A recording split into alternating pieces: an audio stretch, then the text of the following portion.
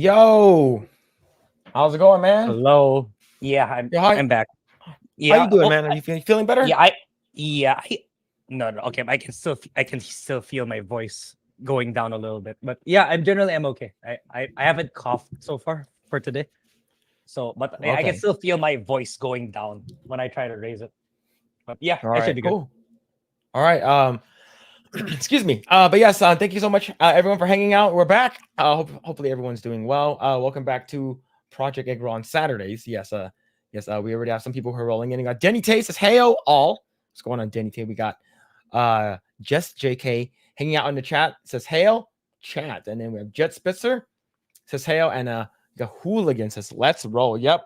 And yes, we are also live on Rumble. Man, Grae, last weekend it just felt like we're talking about Sweet Baby, and it thought it was gonna go away. No, So apparently you, it's a lot worse this week. you've been It's a up to lot date. worse. I've been following a lot of it, so yeah, I have a general idea how it goes down. Yeah, it's Mm. there's a lot. Yeah, so I was trying to come up with like stuff for us to talk about, but like more than It's half of the stuff that happened was like Sweet Baby. it's Sweet Babe. Yeah, it's like it can't be helped because like they really dominated all the headlines. Yeah, man, like everyone's talking about it. Like Endymion made like 3 videos about it, Yeah, it just and this week. yeah, I believe what's it called, in the quartering had Cabrutus and Grums on earlier this week, and I believe Grums is actually going to be on Flashcast in like half an hour. So it's so people who don't, I believe Grums is actually like a World of Warcraft, like he used to be like a dev, right? I believe, I'm not sure. Yeah, he used to be a Devil Blizzard. That's what Oh, I okay. know. Yeah. Yeah. What's this? What is this? Phil is gay. What? Every week you come in and you say some slanderous stuff. I'm not sure how I feel about that. I'm not sure how I feel about it. But yo, what's going on? Dirty Jersey? What's going on, dude? What's going on, Booming Bob? And 50 Shades of Grayson with the 199 says, Eggroll! Yo, thank you so much for the 199, dude. Yo, thank you. Yo, thank you. Holy crap. You guys don't have to like freaking super chat or anything. Just hang out, just chill, watch us Asian people talk about random shit. But yes, and you guys don't know, we are also on Rumble. And yes, hope you guys are doing well. Amelia Clark's grow arm. Let's see. Is it Kim Blair or Kim Blair speech was unbelievable? What? I think this is the Sweet Baby one, the one where she talks at the game dev. Oh yeah, I think she was I at think that's the one. GDC. Yeah, yeah. Yeah, she was I just think that's we're gonna be watching that video. It's funny is because you, I have you gotta I actually have terrorize them. You gotta yeah. terrorize them. You gotta you gotta make them uncomfortable. I enjoy making them uncomfortable. Oh man, who was that? Who was that? Who was that? Who's that chat room? Who was it? Oh, Phil is gay. Lost Tales. People at Rumble. See, well, the echo came all the way back up here from YouTube. Yep, true. Cry bully. Ashan, Ashan people. Yep, true.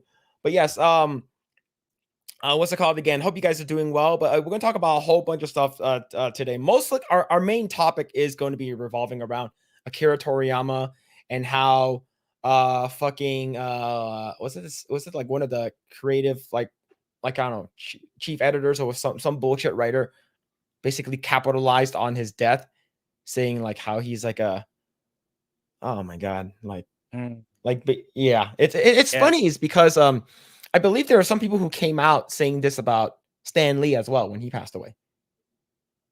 Yeah, yeah, saying how like he's actually like a racist or whatever. I don't know, man. yeah. I don't These know, people but are coward. Like you wait for the people to die before you say shit like that. Like, I don't. It's despicable.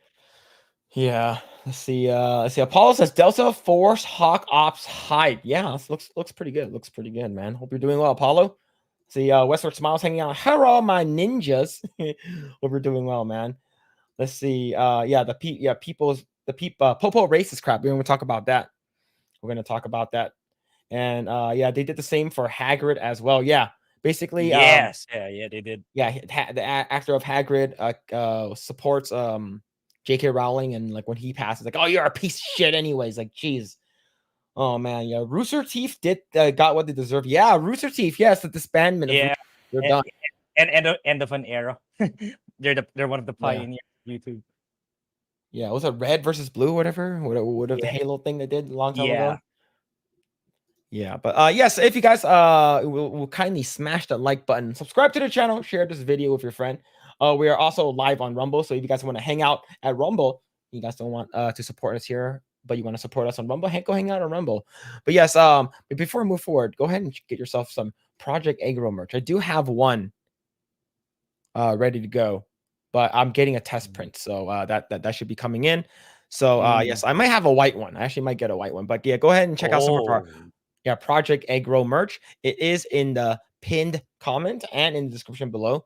So yeah, use promo code Asian at checkout to save 20% off your order. Yes, I do have one that's coming out, but I don't want to capitalize on it, so that's why we're gonna wait a little bit. But it's more like the amount of stuff that that he did and stuff like that. But anyways, another one is if you guys want some coffee, go ahead and check out Coffee Brand Coffee. Please do use our affiliated link down below in the description and use promo code Asian at checkout to save yourself some money getting some coffee. I usually get the whole beans and then grind them up myself. So yeah, go ahead and get some coffee. Yeah. Anyways, let's get started. Yo, Lost Tail become a new member. Yeah, I think something's up with his account. Why is he still a new member? A new member. So I said we're gonna remove his mod status. We're gonna remove his mod status and give it to Zendaya fan 3000. Yeah. Red versus Blue was great. Yeah, I used to watch that a long time ago. I think Ruby was their big thing. Ruby was freaking huge. Yeah, they were cool back when Red versus Blue first started. Doesn't feel like it was almost 20 years ago. Damn, 20 years ago? Damn, that's a Yeah, long they were time ago. yeah, it's like back when it was YouTube's inception, back when this wasn't a thing yet. It wasn't easy to set up a live stream and stuff like that. They were already there in the very beginning. So which is kind of sad. They never pivoted to what's needed today. Man, and didn't they get woke too? I am not sure, but it wouldn't surprise me. So we got Jay Coons hanging out in the Rumble chat. What's going on, Jay Coons? And we got Brian. Shout out Phillip and Grae. Yo, thank you for hanging out. He said, I tend to drink independent military coffee places. Nice. Yeah, I believe this is like a local coffee shop that I do go to from time to time to get their whole beans as well. You see Al Malone with the $10 super chat. Holy shit, man. Thank you. Brings me back to the Stone Toss comic where the one black girl can relate to Black Little Mermaid, but boys of various races and backgrounds all cheer for Goku. Yes. Yes, it's like this little black girl is like, look, that's me, mom. And everyone, like I said, looking at Goku, that's me. That's literally me right now. Oh, shit, man. But yeah, we're gonna talk a whole bunch of Dragon Ball stuff and definitely Sweet Baby Ink stuff for sure tonight. In honor, I'm watching DBZ. Yeah, man, I'm watching definitely. I'm gonna probably be watching it with my son as well. Yeah, it's like one of the cartoons or animes I'll be watching, introducing to him and watching with him. Yeah, I was talking with my office mates, and I recall you recommending me to watch Abridged. That's the easiest one to get into compared to all the DBZs. So Abridged is basically like it's like satire. They use Dragon Ball like footage, but they dub over it and like they make fun of like obvious shits. And but it's sort of like for instance like like one of them was when Gohan was on top of the mountain and like Piccolo had like was training him and he was like, how am I supposed to get down here? Right. In the original script, he was like, oh, I'm so lonely, I'm so cold, I wish dad was here. And then Piccolo just sitting there is like, this damn little kid's fucking annoying, right? That's the actual like script. But the script for Abridged is basically, I'm sad. Where's my dad? I'm hungry. How am I supposed to get down this mountain? And then you hear a person in the back goes, climb down. And he's like, I'm so scared. I don't know how to get down here, but like it's so I don't know. I'm so hungry. Climb I'm down. So it's just Okay. It's memeing. It's memeing. yeah, it's memeing, Okay. but it's also semi-serious as well. Like there's some parts where Yeah. it's like they Yeah. It's like, like they yeah, go ahead. yeah. I was just gonna say, it's like I want to get into DBZ too, but it's just that, yeah, it's like a One Piece. There's so many of them. I don't know which Yeah. one's the easiest to get into with the least Okay. amount of filler. I would say if you want actual legit like story writing from Shueisha, Funimation, and all that stuff like DBZ stuff. Yeah, Jet Spencer says Z Kai, Dragon Ball Z Kai is a quicker edit. However, Mr. Popo is purple and not black. No, I need him black. Yeah, I need Mr. Popo to be black. That's the original. I drink my coffee black. Yeah. Yeah. But yo, Edwin, thank you so much for the 5 gifted membership, man. Holy shit, dude. You guys don't need to do that, man. But holy crap, man. Thank you for the support. Holy crap. Yeah. All right. So let's go ahead and talk. You want, yeah, while we're at, let's actually talk about Dragon Ball stuff. So if you guys didn't know, Akira Toriyama passed away earlier this month. He didn't pass away a couple days ago. He passed away March 1st. And they gave a week for him and his what's it called again? His company. Yeah, and to get the info out. And I believe it was given out on the 8th. So Grae, you have never watched Dragon Ball? I've played the PS1 games, but watching it diligently, yeah, that's what I'm looking into. Like, I really need to get into it. At least try to. Man, so here's the thing. I got into Dragon Ball a long time ago. Like I probably when I was 5. I was 5. And I was watching Dragon Ball OG, not Z, when Goku was still a kid. When what's it called again? When Puar were turned into Bulma. We're turned into Bulma and what's it called again to trick Master Roshi because Master Roshi is a pervert, right? Master Roshi is a pervert, and yeah, I used to watch that on like Saturdays, and I remember watching it with what's it called again? With my cousins, and then like the first time Goku turned into the Great Uzuru, it's like turned into the Great Ape. I'm like, wow, this is so cool. And then one day I walked into my cousin's room when he was watching a movie, and I was like, "What are you watching?" He's like, "Oh, I'm watching Dragon Ball." I was like, "Oh," and then I watched it with him. I was like, "Huh? Like, what is this?" And everyone, it's like Goku's grown up, and I was like, "Who are these other characters?" He's like, "Oh, this is Dragon Ball Z." I was like, "Wait, so these characters aged from Dragon Ball?" I was like, "Yeah." I'm like, and they all have superpowers? Like, yeah, and like they have this thing called Super Saiyan. And the thing is that we watched it in Cantonese. Like we didn't watch it in Japanese, and this was like when I was like 7, right? I watched it, and it's funny is because how we got it in Cantonese, they usually have it in Japan first, and then they dubbed it into Cantonese, and then later on it came to the States. So how we would get it, we would go to Chinatown, and they'll have like these like bootleg like these videos they would record, and there was some for like $5, and that's how we would watch them. But yeah, like I ever since like when I was 5, like I started watching Dragon Ball. It's freaking amazing, man. Yo, Rogue Attraction hanging out in the chat. It's the same. Dragon Ball OG was my start. Yeah, Dragon Ball OG was my start as well. Like Dragon Ball OG was my start, but what's it called again? Dragon Ball Z is what really like hooked me. Like I like Dragon Ball. It's very like kid friendly and stuff like that. Yeah. And yeah. But the thing is, I used to read some of the mangas as well, and there was for a kid, reading it like. The part where Kid Goku like is like because he's never met a girl in his life, and he was like he pulls down Bulma's underwear, and she's like, "Where's your penis?" Right, and she slaps the peck peck. Chat, you know what peck peck means? Peck peck is vagina and Tagalog. Tagalog. Yeah, so he goes like this, and then he goes and the funny thing is the following day. Master Roshi made a bet with Bulma, and he was like, "Hey, Bulma, if I do this thing for you, can you show me some of the goods?" And this is Bulma when she's like 16, man. This. Oh, okay. This is 16, and what happened was that Bulma didn't know that Goku pulled down her underwear, and she wasn't wearing any underwear, so she flashed Master Roshi. And he fucking died, man. Fucking blood spilled out of his nose. And she didn't know that she wasn't wearing underwear. So I love Dragon Ball Z is completely different. It gets super serious. But Master Roshi, man, oh man, when it's so funny. Krillin actually like defeats this guy because he was in the martial arts competition, and this like big fat guy who's like fucking smells and shit like that, and like everyone, like nobody can fight him is because he smells so bad. And then Krillin was able to beat him up is because Krillin doesn't have a nose, so he can't smell.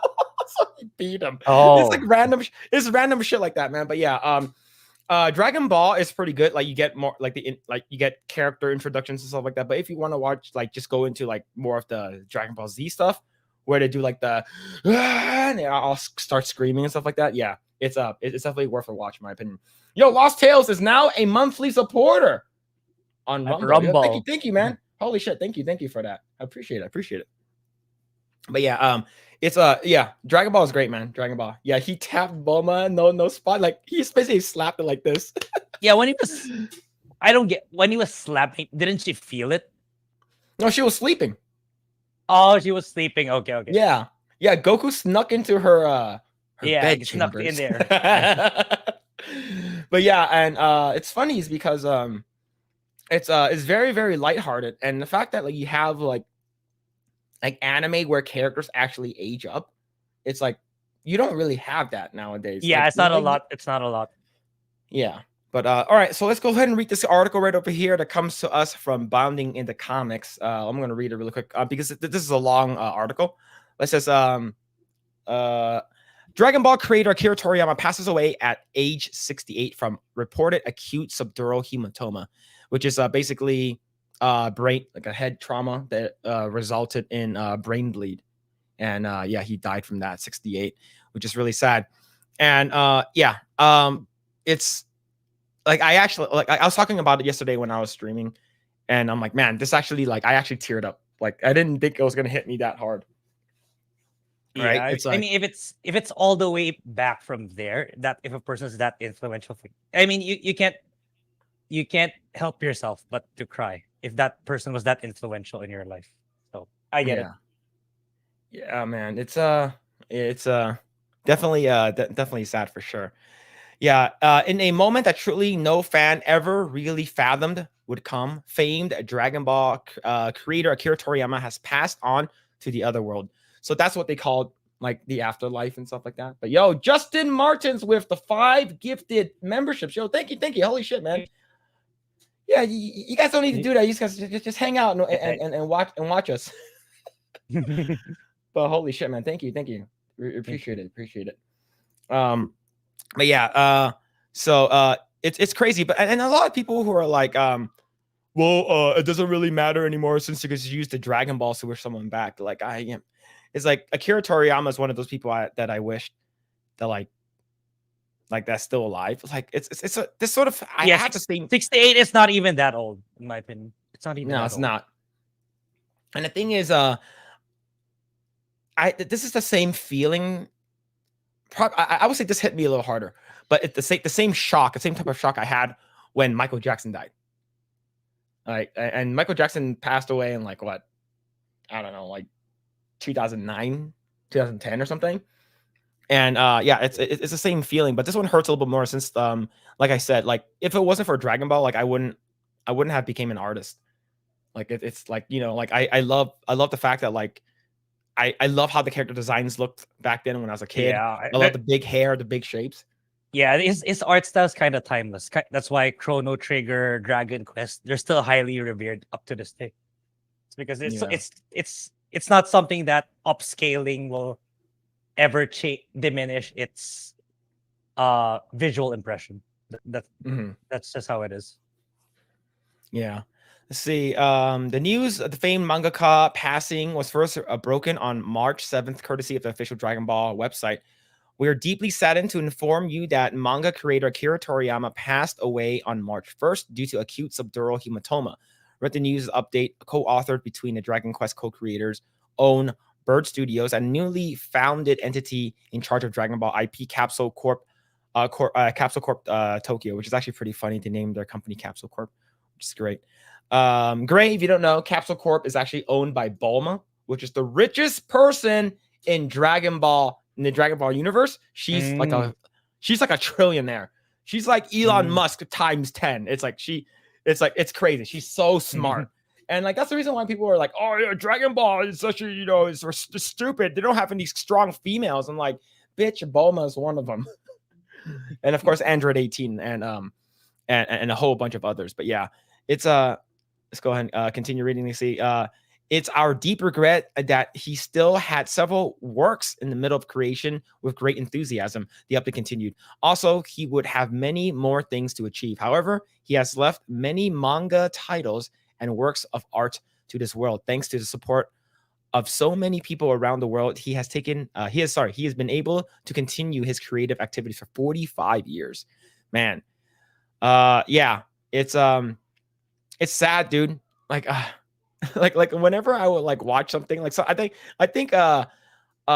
Perry Chan, Nerdrotic's editor, put a video up of Dan Vasc singing the Head Chala song, which is the Dragon Ball Z theme, and he did an edit over it, and it's basically from Dragon Ball Z into Dragon Ball GT, and man, it's very well done, and it's sad. And the thing is that we got the creator of Yu-Gi-Oh passed away not long ago. Creator of Berserk passed away not long ago. It's like it's sort of like everyone's getting older. Yeah, like all of these things that you love growing up, it's getting older, man. It's yeah, this doesn't hurt me a lot, dude. Like, and I know that I knew that people around the world loved Dragon Ball, but the group of people that I didn't know love Dragon Ball probably more than I do was the people in like Latin America, like Mexico, like South America. They love Dragon Ball Z and Dragon Ball, which is crazy, right? And it does make sense. It's because Dragon Ball, I never considered Dragon Ball an anime. Like I considered it a cartoon, right? Because I had no idea what an anime was back then, right? Yeah. I started watching it when I was like 5, and I was like, oh, I really like this. I didn't know it was from Japan, and then I guess it came to I believe their local channel on Channel 5 in Mexico or something like that, and they started watching it. It's huge. Yeah, it's huge down there, everywhere really. Yeah. It's crazy. Yeah, person from NFS Carbon passed away this month. Man, yeah, everyone is like passing away, man. I'm sad. I'm actually sad. But yeah, let's see. Let's go and continue. So this is basically, if you guys don't know, this is at the end of Dragon Ball Z when Majin. Well, Grae, I'm gonna ruin it for you. All right, I'm gonna ruin this. It's fine. It's so huge that I think and I would probably forget anyway. Yeah, so this black kid over here, a lot of people say he's black. It's a reincarnation of Kid Buu, and this is like his human form. And at the end of the Dragon Ball Z, he was like, "Okay, I'll be your master and stuff like that. And we'll go train." And then they fly away, and then basically that's how Dragon Ball ends, right? Goku and his friend have had some glorious adventures, but I'm afraid this is all we can show you. There'll surely be more trouble along the way, but somehow they'll always get through, and the Dragon Balls will be there for them. And basically, that's the end of Dragon Ball. And I'm sorry, Dragon Ball Z, which is back in 1995. Man, I was 8. No, 7. I was 7 here. Man, but yeah, it's Chinese mythology. But yeah, it's But the thing is, what pisses me off the most is like how like a bunch of stuff that's been coming out that people are like hating on him. And like shitting on basically spitting on his grave, metaphorically. Yep. Yeah, and it's yeah, and it's so insane that how people can do that to like someone who's like beloved, right? If it wasn't for him, One Piece wouldn't have been created. Naruto would have been created. Many of our entertainment today wouldn't have followed suit because Dragon Ball was like kind of like the inspiration into their projects. Man, look at Chrono Trigger. Damn, look at that. Like I played it on stream last year. It's so good. The game still holds up. And yeah, I'm not sure about this one though. I'm not sure about this one, man. Yeah, yeah. I'm not sure if it's a good idea if I start watching Dragon Ball with that. Yeah, don't watch Dragon Ball Evolution. Okay, chat. I will make a video of me watching a reaction, not a reaction video, like a review video of this, is because this is awful. And this is the thing that basically made Akira Toriyama come out of retirement. It's like, all right, stop this bull crap. Let's get back to business. What is that? This is Piccolo. This is Piccolo. Oh man, this is awful. And the thing is, that's produced by 20th Century Fox and it's owned by Disney, man. But yeah, it's yeah, he's gonna be missed, man. He's such an inspiration.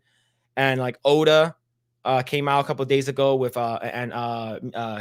Kishimoto came out a couple of days ago, giving their their thoughts on what they thought like happened with the news of him passing. And yeah, like I remember I told my brother yesterday or a couple of days ago, like I'm pretty sure Goku has passed has checked into Otherworld and passed by King Yema with his mahogany desk. And he's right now got approval to go train with King Kai after getting past Snake Way. And yeah, it's I'm gonna miss him, man. Like I actually did I actually originally was going to do our thumbnail with a caricature of you looking like a Dragon Ball character. Oh, okay. But I was like, but for me, I'm like, I'm not sure if I what's it called again? If I can make myself look different enough. But like I ended up making you sort of look like Gohan a little bit. Oh, really? So yeah, I actually ended up making you look like Gohan a little bit. Is because like Gohan wears glasses, right? So like I want to make sure that like hold on, let me actually bring this up. Let me actually so the chat can see what I'm talking about. All right, so basically I did.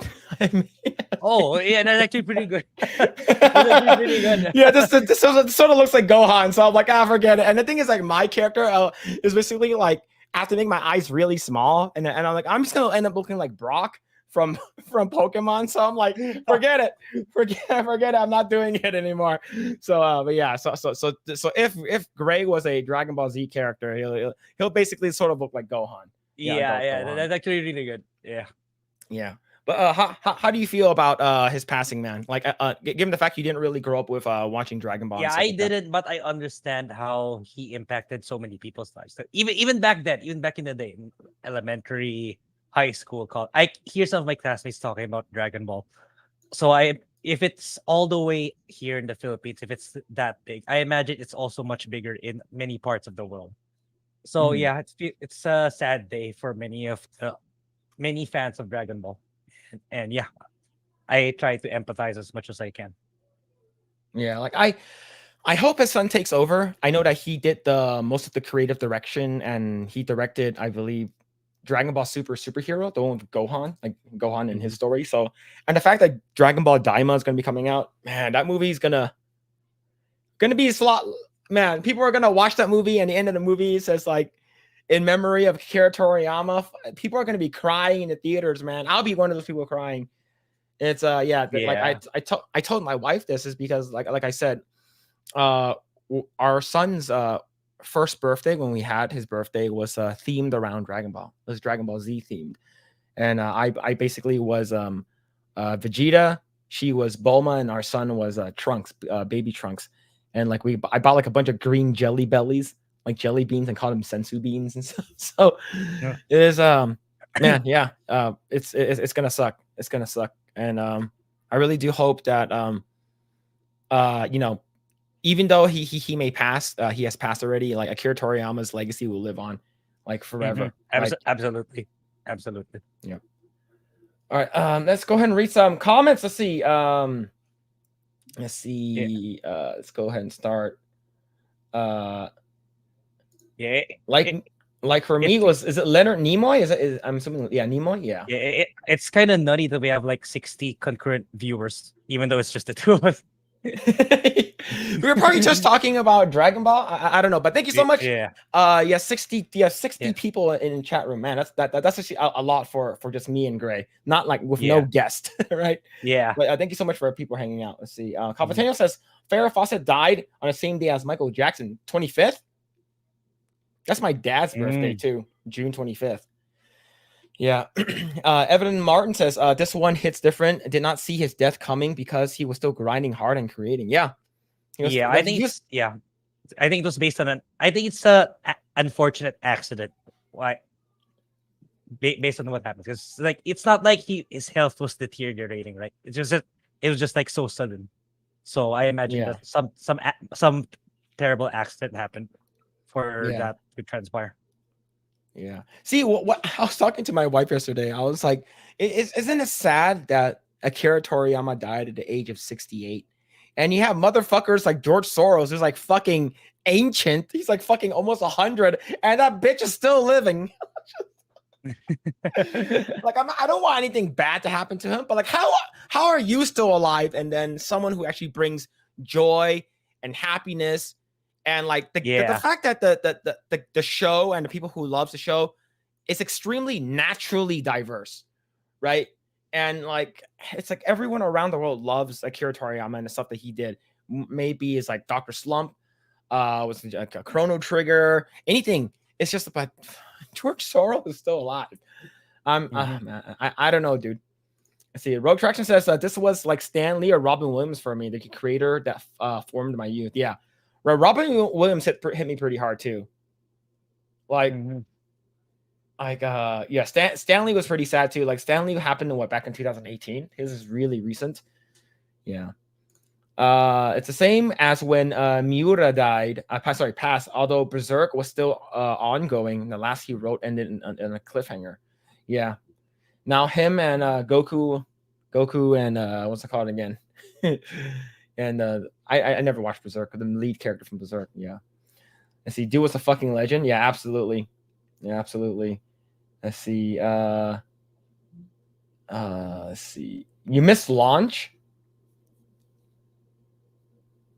You're talking about the girl that sneezes that becomes like a damsel in distress all of a sudden to like a crazy person? Yeah. Oh, great. I want to tell you something. So you know who Krillin is, right? Yeah. Krillin bags. Okay, that sounds very misogynistic, but he ends up marrying and Cyborg, technically a cyborg, but Android 18, and they have a kid. How? Oh, biologically or adopted? No.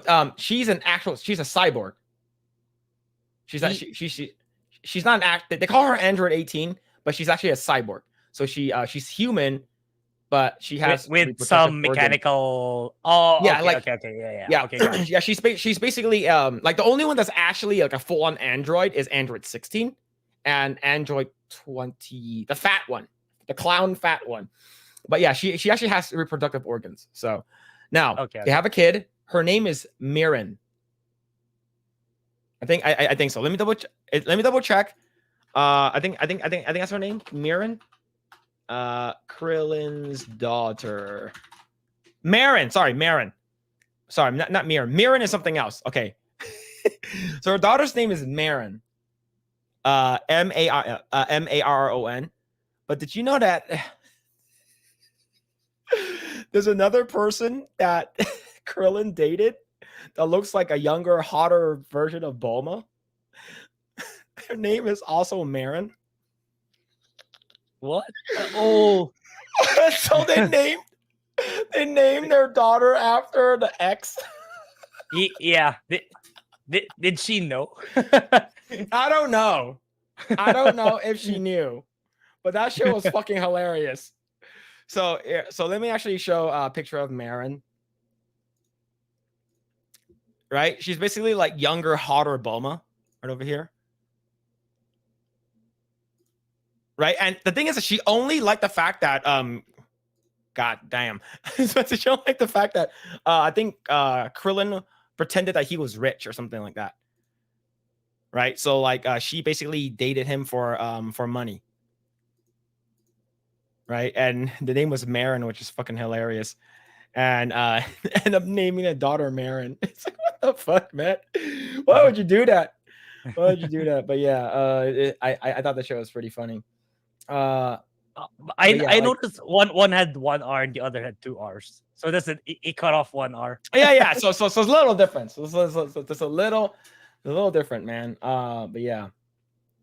Let's see. Let's go ahead and continue. Let's see. Dirty Jersey says Dragon Ball crossed the cultures. It was great storytelling that touched on every universal human themes. It brought everyone together. We could see ourselves in the character. Yeah. One main thing that I really like about Dragon Ball that I mentioned is how the show promotes hard work, right? And Goku gets his ass beat. Everyone gets their ass beaten. But in order for them to beat whatever challenge that they have in real life, they basically train and they work hard and stuff like that. And Grae, I'm not sure if you noticed this or if you know the story. Several years ago, there was a little kid got stung by a shit ton of bees. Do you know about the story? I think I've heard stories about. So I don't know which one you're talking about in particular, or maybe I do. Okay, so this story was from a long time ago, but in 2017, and he got stung over 400 times by bees. Ooh. He probably would have died, in my opinion. But the crazy thing is, Dragon Ball kept him alive. He was alive because of Dragon Ball. So I'm gonna go ahead and quickly. No, not watching. Watching Dragon Ball, but like it was his inspiration. An 11-year-old boy from Phoenix, Arizona, miraculously survived being stung by 400 bees after pretending to be Vegeta from his favorite anime, Dragon Ball Z, putting his power level over 9,000.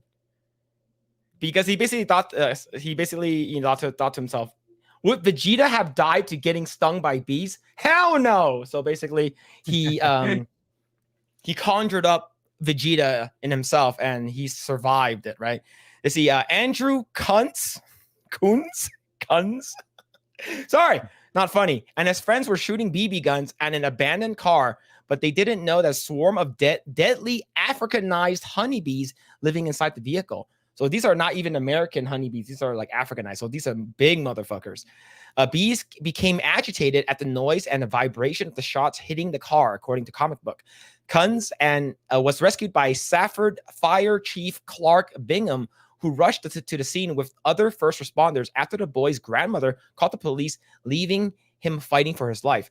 Andrew was trying to run up the hill to get away from them, and they just kept attacking him, and he kind of rolled back down into a fetal position, trying to protect himself.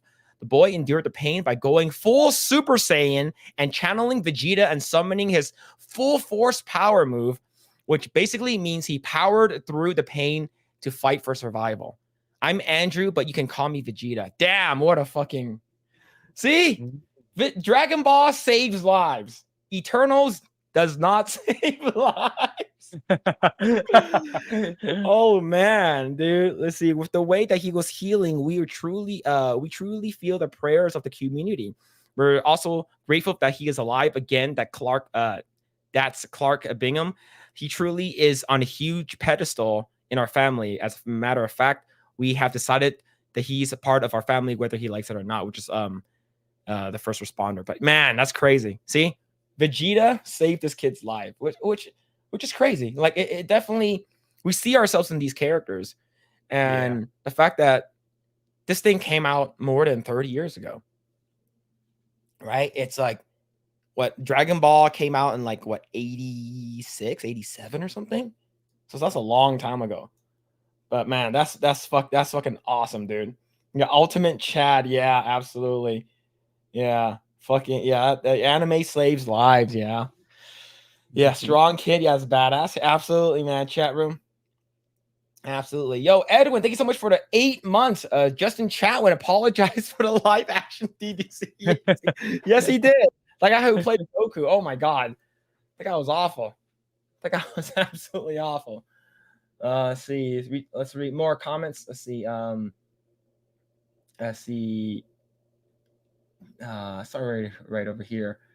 For real, a lot of my extended family is into it. The cartel has also been calling ceasefires to mourn Toriyama. Is that true?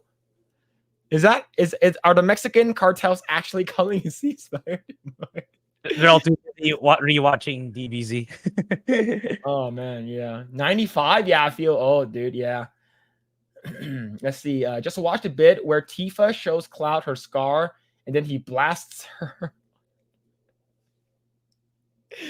Oh yeah, we saw that. We were playing Final Fantasy yesterday. So here's the thing, chat room. In back in Nibelheim, we supposedly we thought that Tifa died because she was trying to basically grab what's that called? Cut Sephiroth with his own sword. He caught it. He grabs the sword and cuts her in the sternum, like under her massive breasts. And basically we thought that she dies. And in the Rebirth one, after you finish the backstory of the Nibelheim incident, you go up to the roof and Tifa's there and you talk to her, and then you get this message in the back, like Sephiroth's talking to you, whispering in your ear. It's like she's an imposter. She doesn't even have the scar. And then I'm like, and then Cloud's like, were you even there? Was that even you? He's like, what? Are you saying I'm an imposter? Look at this. And then it just so happens that like you don't. It's like over her shoulder. I'm like, what are you doing? Yeah, no, I wasn't sure. Wait, I asked you, where's the scar? Where's the scar supposed to be? So that's the first time. That's the first time it happened. The second time it happened was last night when we went to Gongaga at the destroyed Mako reactor, and it was like, show me your scar. And I was like, she goes like this. I was like, let me see it. Let me see it. It's not there. Sorry. It's yeah. Let's see. Satan says or Satan. Does anyone else here in Philippines? Yeah, I'm just getting more and more people apparently from the Philippines. I noticed. Oh, I'm just basing it on the last names, but yeah. Just getting more and more people from the Philippines, apparently, or people Filipinos living in the US. Yeah, they're there in chat. Yeah, see, Jose Ataco says Gary is closer to 68, and that's not old in my opinion. Yeah, 68 is not that old. I would say if you're like late 70s, then yeah, I would say you're pretty old. You're getting there. Let's see. Dirty Jersey says Ryan Kinnell didn't get it, but was shocked at the outpouring of love in chat and online. Yeah, what did Ryan Kinnell not watch Dragon Ball Z? I know Ryan doesn't watch anime at all. Like he's even worse than me. Oh yeah, I remember they were talking about Attack on Titan when he was on Tuesday night's main event. Oh man, yeah. The rest of G&G are trying to get him to watch. Oh, Death Note is a good place to start it, but I don't think he started working on it. Yeah. See, Jet Spitzer says, I remember in elementary school we played Dragon Ball. Didn't have an inkling of what it was at the time, but it was good times. Yeah, it was definitely good times, man. Let's see. Phillip should show Chinese cartoons to his kids. It's hard. The Chinese cartoons suck. There's like one of them that's like about cooking, but that's a lot. Yeah, there's a lot of Chinese cartoons that I grew up watching. Suck ass. Let's see. Let's go and continue. Let's see. Sandland, his passion project has not even debuted yet. Have it on my Steam wish list. Yeah, that's a game that he was working on. Crazy. Man. What genre is Sandland? Not sure. I did see it though. Game Sandland game. It is. You can pre-purchase on Steam. It's a Sandland RPG. Oh, really? Oh, it's the one with the devil looking thing. Like the characters, the main character is like he looks like a pink or red, it could be like a demon or a character, and he wears a cape. And here, let me share it. Let me share it for you. Yeah, it looks like that. Yeah, this is the main character. He's sort of like a devil. That's his Yeah, art style for sure. yeah, Oh, it's coming out really soon. yeah. Like, April 25th. No, yeah, no, I'm sorry. I'm sorry, Sandland. I will not be it's like playing this game at that yeah, time I because it's the same thing with the creator of Suikoden. He won't get to see the release of Aiden Chronicle, yeah, yeah, I feel bad, man. Didn't get to see it to see how people feel about the game. yeah. Unfortunately, I will not be checking out Sandland because at the same time, there's another game that requires my Mm, undivided hour, attention hour. with my hands. Oh shit. Let's see. 30 says exactly. Being from an urban area, the black community love Dragon Ball. We all see ourselves in those characters. Akira was a genius of storytelling. Yeah, absolutely. And to actually have some personal connections to the subject, my parent worked as an outsourced animator for the OG Dragon Ball Z anime Ooh, back then. Oh, that's awesome, dude. yeah. Very cool. Very fucking cool. Let's see. Launch is very authentic to real women. Yep, true. Fucking they have multiple personalities for sure. Let's see. Let's continue. Midnight Mike says, I lost an old friend to a car crash a few months ago. Some of my best memories hanging out with him was watching Dragon Ball Z on VHS. Yo, I'm sorry to hear, man. Yeah. It sucks. It's yeah, I grew up watching this with my cousins, and I remember like I would like me and my cousin, we would go buy these like these playing cards or these like sticker cards with his dad, and his dad passed away and stuff like that. But like it's but yeah, like a few months ago was real. That's a fresh wound, man. I'm sorry to hear. Sorry to hear. But yeah, Dragon Ball Z, man, brings back a lot of memories. Mm. Let's see. I always thought of them as a synthetic humanoids, like the replicants from Blade Runner or Cylons from Battlestar Galactica. Yeah, yeah, but I don't know why they call them androids, but they're not androids. Evil Lair says Guts' adventure is still ongoing thanks to Miura's friend. Okay, so it's Guts. So yeah. Okay. See, I never watched Berserk. See, Jose Ataco says in the early 90s, before it became popular, us original DB fans were scared and always searching for more sacred and searching for DB merch. Yep, absolutely. You have to go to like more Asian places in order to find Dragon Ball merch of any kind. Let's see. Marin Krillin's ex and Marin Krillin's daughter.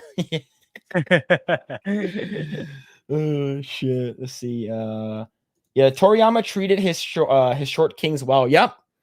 Do you know who also married one of the main girls is Vegeta. Vegeta married Bulma. Oh, really? Yeah, they're married. They have a kid, and their kid's name is Trunks. Ah, yeah. Makes sense. Yeah. Let's see. Yeah, this story could have been written: Kid kills 400 bees without a. Yeah, basically all those bees died. Basically, yeah, you're right. You're right. Let's see. Lee Mitchell says he not only made one of the best manga anime, he created what might be the best RPG ever. Yeah. Chrono Trigger is absolutely one of the best of all time. You know, when Squaresoft was still Squaresoft and not Square Enix and Monolith Soft. You see. Yeah. Thank you, Akira Toriyama, for being a part of my childhood. Yeah, absolutely, man. Absolutely. What's going on, Mo Zamboni? How's it going, dude? Hope you're doing well. Dude. Hara, pray. Let's see. Ryan's a Star Wars kid. Ryan is a fig. Jeremy too. I'm assuming a fig is a gamer word, right? I'm assuming that's. I don't even know what that means. Oh, it's the Melanie Mac word that we can't say. Oh, okay, basically a bundle of sticks. Oh shit. Let's see. Van Dask says, I heard there were Asians doing a podcast. Here to my surprise, X-Ray Girl is not here. She was here like a couple of months ago. Yeah, several months ago. Let's see. Midnight Mike says, I used to get bootleg VHS of Dragon Ball GT. Crappy quality, but it was worth it. Yeah. I remember my first Dragon Ball bootleg VHS from Chinatown was Probably I think it was Cooler when Cooler first showed up. Yeah, which is pretty cool. Pretty damn cool. You can say it on Rumble. Yeah. Maggot? Yes, the maggots. Yeah, British cigarettes. Let's see. Justin Martin says the first exposure to Dragon Ball Z was live action remake. Is it live action remake or is it live action remake? I couldn't even finish the movie. Oh yeah, that one. See, after looking into Dragon Ball Z, after that made me wonder what they were even thinking of that. Yeah, the director says that he never saw the original. He never Yeah, watched anything yeah, Dragon Ball or read any yeah, Dragon Ball related. and it's still a problem up to now, right? They keep hiring people who don't give a damn about the IPs. It's so strange. Like it's so Yeah, easy to vet people who actually like the source material or not. Yet they still continue to choose the people who don't. yeah. All right, cool. Let's talk about. Let's continue talking about Akira Toriyama. And some crazy stuff that's been going on this week is because man, this all stems from Sweet Baby Ink Detected. Grae, Mhm. are you a part of that? Yeah, the moment I found out about, oh, there's such a thing now. I'll join it. When you joined, how many followers there were? Was there It actually was only around 104. Not as 1,000? much as thousand. Oh, okay, it's still a lot already. Yeah, still a lot of it. Yeah, but yeah, Yeah, I know it's a lot higher now. So yeah. Yo, Mo Zamboni, thank you so much for the $2. Take my Guilo cash. Keep up the great works, gents. Yo, thank you so much, dude. Thank you. It was awesome being on the 199 podcast. Yeah, go ahead subscribe to the 199 podcast. That's pretty awesome. It's pretty damn awesome.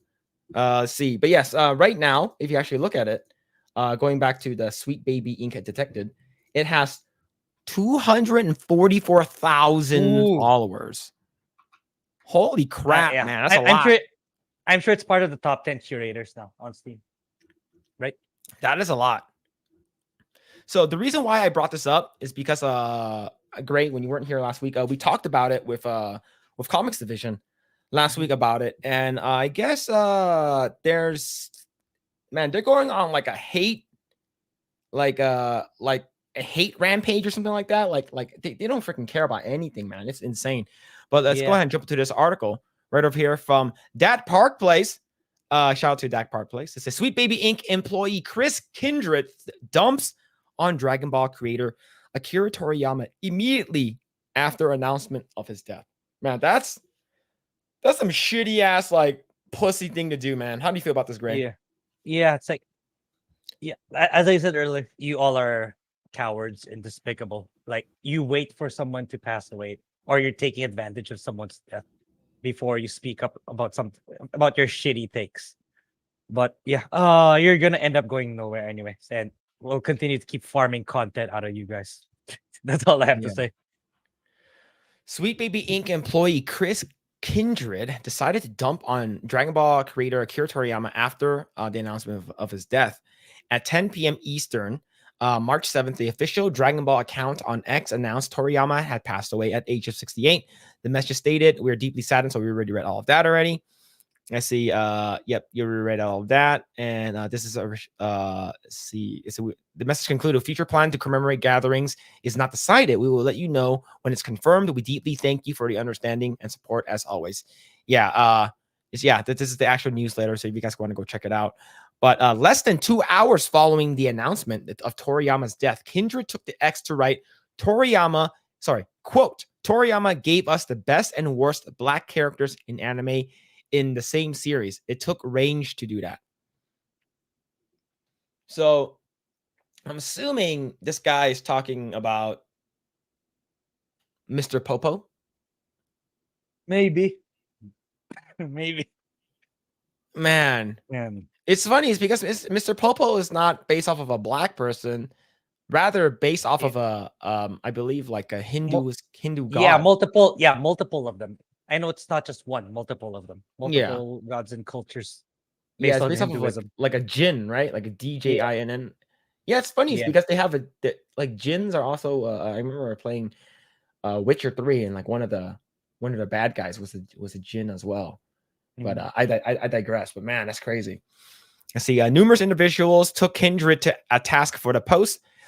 G Prime, awesome. I love G Prime. George Alexopoulos wrote, "Seems Sweet Baby employee Kiss Kindred has had day/Zer account suspended. Fucking racist, talking smack about Toriyama Sensei." Yep. Yeah, I believe you actually go to his account at during that time when you click on it, it says this account was suspended due to TOS. But it's back online again. So in order for your account to be reinstated, you have to remove that post. You have to delete it. So it's like I said, when a couple years ago when I wrote Kyle Rittenhouse is a hero, I got suspended. And it says in order for you to get your account back, because it basically said I was glorifying a murderer. And he's been acquitted on all charges. So basically it says in order for your account to be reinstated, you need to remove your post. And so I'm like, oh, fuck. And during that time, like Twitter was popping off. I was getting a lot of followers, and they weren't the horny girl bots where it says pussies in bio. It wasn't those, okay? Yeah. Those did not come in yet. But yeah, I was actually getting a good amount of followers on my my own Twitter account, or Den Twitter.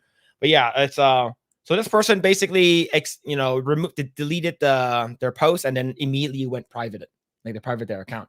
And it's funny is that all of these people that go private, like they're such pussies, man. Yeah, they are. It's like like you said, you're a fucking coward, man. Like if a fucking Piccolo looking down on you, it's like you piece of shit. Let's see. Vasto Lorde wrote his this is disgusting. The black characters in DBZ acted like every other character in the series. Even if this is a jab at Mr. Popo, the character was a Jin, not a black man. Screw off, pissing on a dead man's legacy. Screw you, Chris Kindred. I hope you go bankrupt. Oh, they will. They will. They're making sure that they will. They're making sure that they will. Yeah, this is like fucking disgusting. Another one says, so Chris Kindred gets suspended for attempting to start a harassment campaign, comes back, immediately makes a death threat of to Akira Toriyama about race within 24 hours of it being announced. Pure fucking evil. Yeah, absolutely. Yep. And yeah, please, if you actually Japanese devs, please, Japanese publishers, you gotta.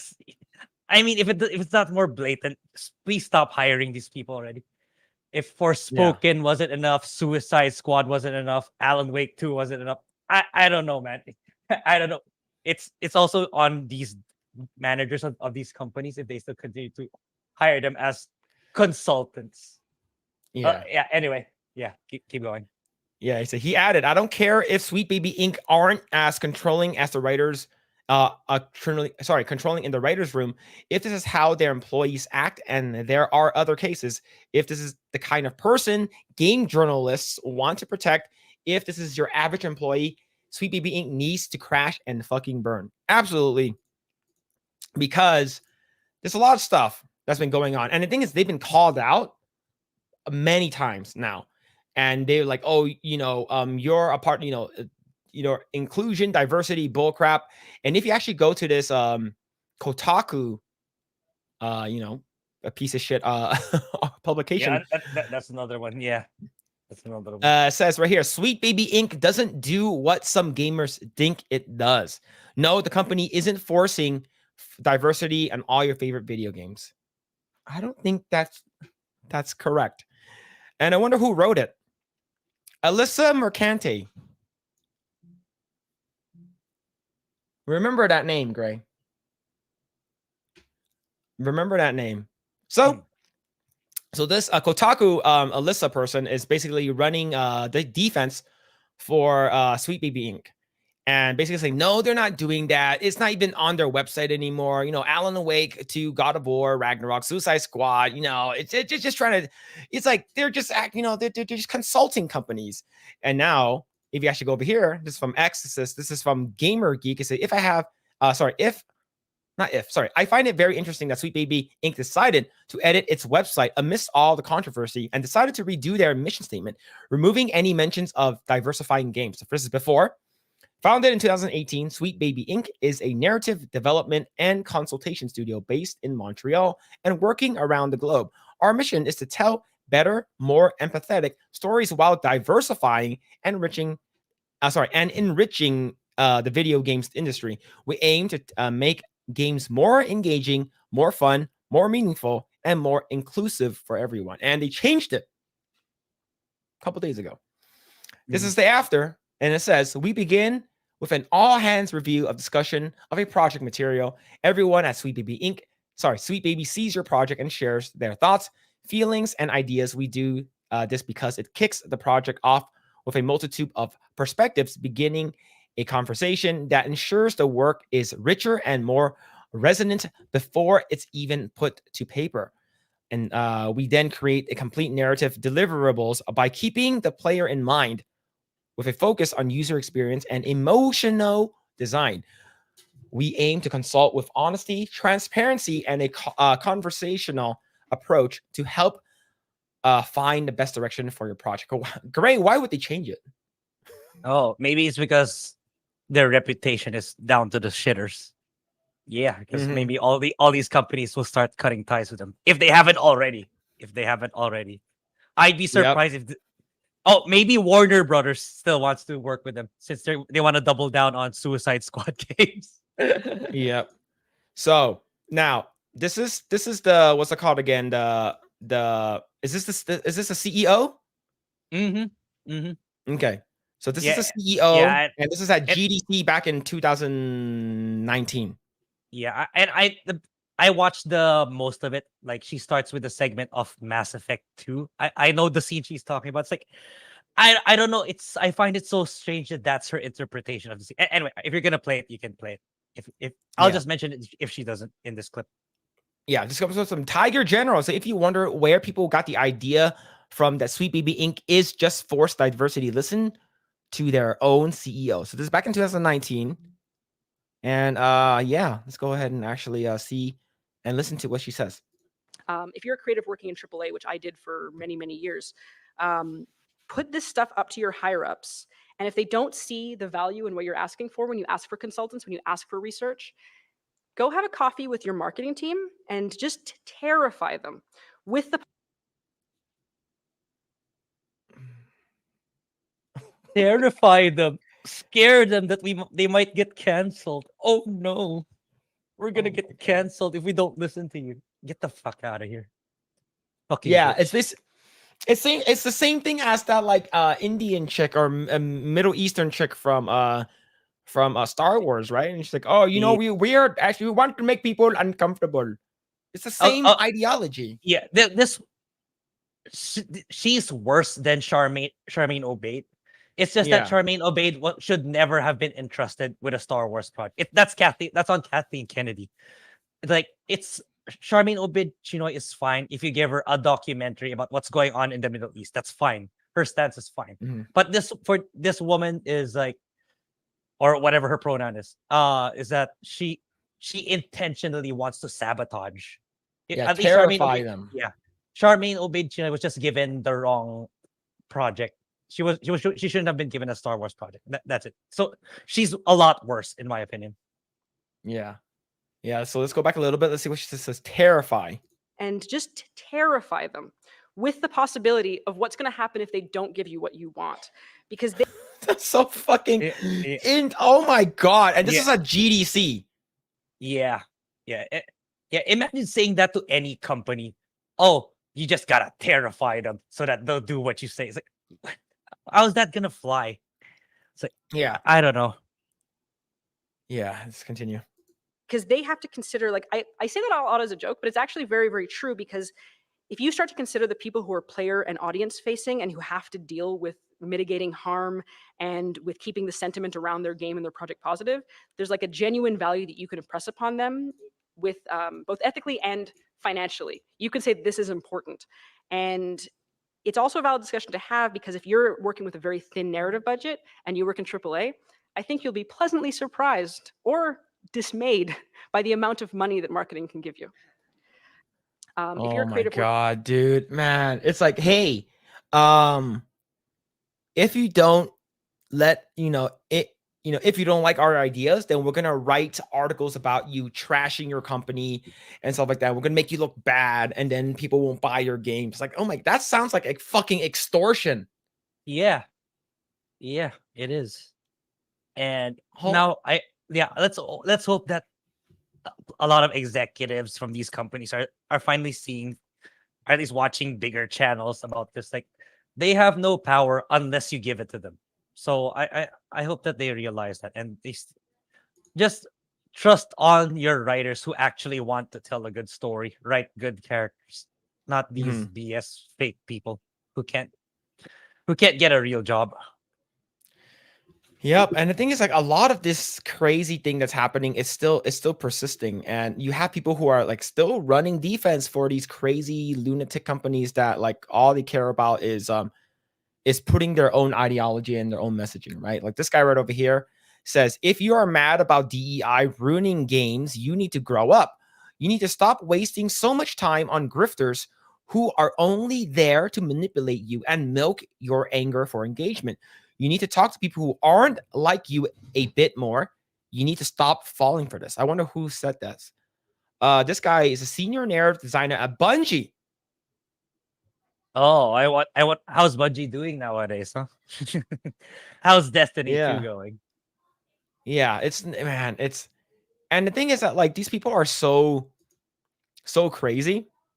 And here's the thing. So you know who Cabrutus is, right? Like he's the guy who runs the Sweet Baby Inc. Detected. Yeah, yeah, yeah. Like he yeah, he, so he He, so he had an interview with Asmongold. So yeah. yeah. So he came out and he says that right over here. It says I want to make a personal request to everybody out here who cares about me and my cause. Do not ever accept talking to these big outlets, especially about what we as the gaming community are doing right now. So basically, like, don't talk to them. It's because they'll use you and shit like that. They'll Mhm. infiltrate your Discord and say crazy things about you, and then they'll switch over to their different account and say stuff. But the thing is, this comes to us from Paul Tassi of all people, and he says, "Damn, we hate this woke consultancy firm to ethics in game journalism pretty quickly. Imagine that. Like he's so out of touch, man. This person responded with, Yeah, yeah. I mentioned like a week or two ago that he's actually great. That I unsubbed to the guy. Like first because of this, and he wrote an article about the Marvels, the movie that deserved better. Get the fuck out of here, man. It came out on Disney Plus. Oh, it's the movie that deserves. Shut the fuck up, dude. Okay, you're actually an idiot. Never mind. I can't believe I vouched for you. yeah. But yeah, I guess a lot of people who are basically trying to like cover and fight for what's it called again? These insane people who are online. Like here's one crazy one, right? And let me see if I can find it. I have a bunch of them right over here. So this comes from Grums. It says, so PC Gamer drops another hit piece against gamers, and the author immediately goes protected. The article lies about that Steam's TOS works, smears the creator of the curator list, and conveniently omits the channel campaign started by Sweet Baby Inc. employees that got them locked from Twitter. It also fails to mention the well-publicized and documented racist and doxing and DDoSing habits of Sweet Baby Inc.'s employees. So this is the first one. This is the guy who wrote the article. And it says a company called Sweet Baby Inc. has become a target of anti-woke gamers because it offers consultancy work and industry standard service has been normal for years. Since 2018. If you think about it, like what game came out then? Spider-Man PS4 came out then. God of War PS4 came out then. And I played God of War. I played a little bit of Spider-Man. I didn't Yeah, feel any woke from it, right? yeah. It's pretty consistent, right? You said 2018 God of War 1, the remake of 1, and Spider-Man 1. That's because, yeah, they came out in 2018. You have to take note that they started consulting in 2018. So they had no influence in those two games. Suddenly, when Ragnarok comes out, when Spider-Man 2 comes out, all this woke shit started to come in. So it makes sense. It makes sense in the Yeah. timeline. And then immediately, Harvey Randall confirmed games enjoyers, staff writer at PC Gamer, basically protected his account.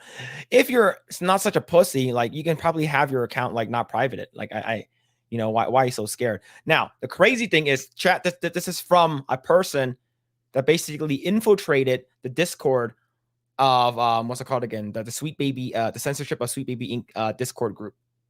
Okay, so I'm the words are going to be on the screen, but I'm not going to say the words, is because I'm not Melanie Mac. So it says News Lobster censorship of Sweet Baby Inc. Discord group.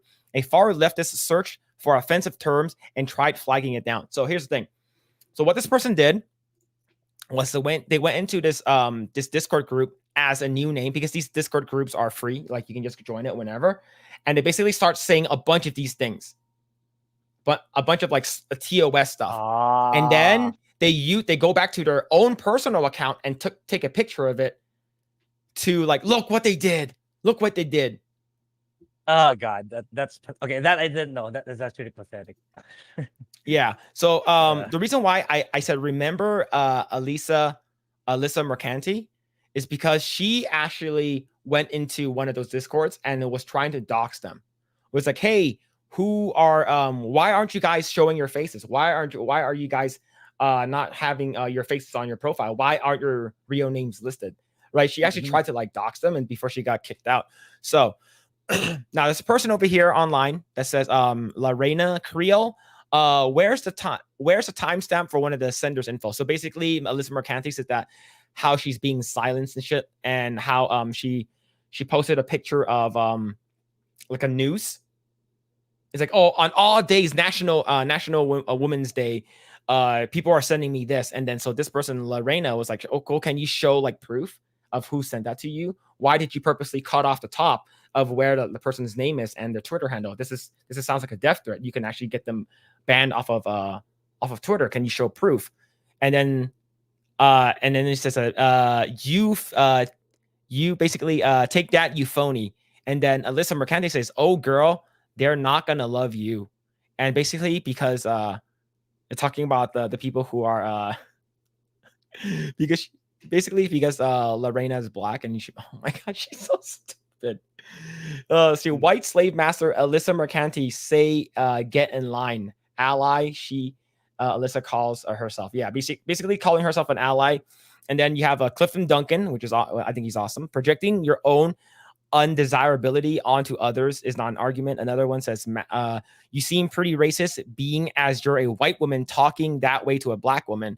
Oh, girl, is that your black accent? But yeah, Alyssa Mercante, she's the person that wrote this article. Oh. The one that's basically running defense for Sweet Baby. Sweet Baby. Yeah, she basically, her and a bunch of people from Kotaku, Sweet Baby Inc. and Polygon, all these crazy leftist like video game. Like, I wish they would all just go away. Like, they're basically trying to like defend Sweet Baby Inc. Yeah, I think this is how Kotaku survive. They just make this shitty ass take so that people will click on their website. I think that's all they have left. That's how they survive. That's my opinion. So people will click on their website. Yeah, it's pretty shitty, like what these people are doing. And the thing is, there's but the cool thing is that there's also another curator list. Did you see? Yeah, I should join that one. I should join that one too. This one said there's a new Steam curator list for woke games, and it says "Go woke, go broke." Is it woke? It has 366 followers right now. It has Helldivers 2 in there though. I haven't played Helldivers 2. I heard a lot of good things about it, but apparently it's part of the list. It made it to the list. Yeah, I don't know. Yeah, maybe but it says recommended, right? It's recommended, but it's recommended. Is it woke? No. Is it woke? No. Is it woke? Yes. So I guess that's how they're curating the list. Because here's my perception of that list. You make it in the list if you are woke, but that doesn't necessarily mean that it's a bad game. So maybe maybe chat knows there's some dialogue in Helldivers 2 that makes it. I don't know. That's my perception of it. Yeah, but I do want to say, at least in terms of this topic with Sweet Baby, this all stems from Cabrutus making that curator list. Yeah, and it's the same people, and it feels like Grae, you said that you before we started streaming, you said that Endymion, you watched the Endymion video, and how Sweet Baby Inc is actually tied to a lot of other things. Yeah, it's like it's one of Endymion. We can actually watch it right now if you want. It's quite a long video, but maybe a 20-minute video. But I was also working at the same time, so I have it on background. But he broke down like how the companies can like there's another company like Sweet Ghost, something. They named their companies really creepily. They use the same baby, ghost. So they use the same terminologies to found their companies. And I think it's like one of the stories is like the founder was actually anti-woke, but unfortunately that founder passed away. And when his sister took over, she made it a woke company. It's like it's pretty nutty. It's a lot to it's a lot to dissect if you want to watch it live. Yeah. I didn't fully grasp what Endymion said, but there's a recent video he uploaded that explains how Sweet Baby came to being and how it's connected to Anita Sarkeesian and all that. Yeah. So yeah, basically we're in it. I think we're in Gamergate 2.0 now. Gamergate Yeah. started back in 2014 or whatever. Now I would say this is Gamergate 2.0. It feels like it. Yeah. All right, so I do want to watch one more thing that has to do with the Akira Toriyama and the Sweet Baby stuff and stuff like that. So this one's a funny video. I saw this earlier, and I had to share. I saw this yesterday or the day before yesterday, and I had to share it.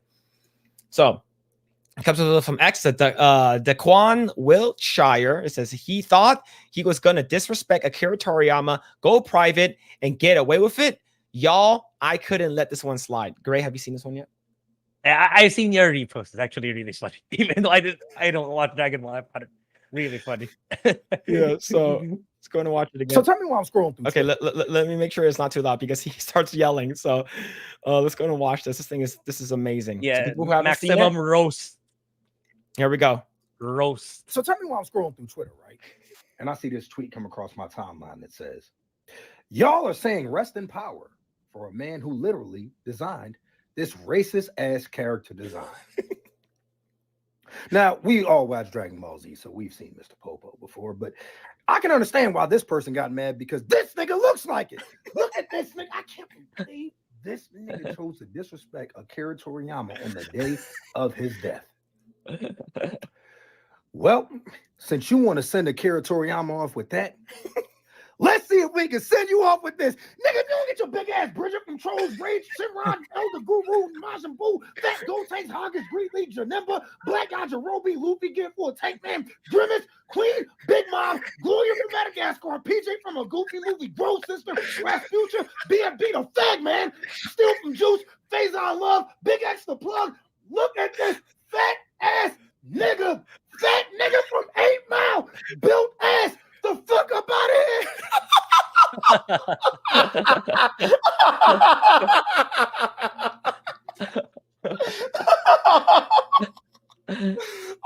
The crazy thing is, this guy had to look up all of the extra photos of that guy. Yeah. Yeah. He has to look up all the extra photos for comparison.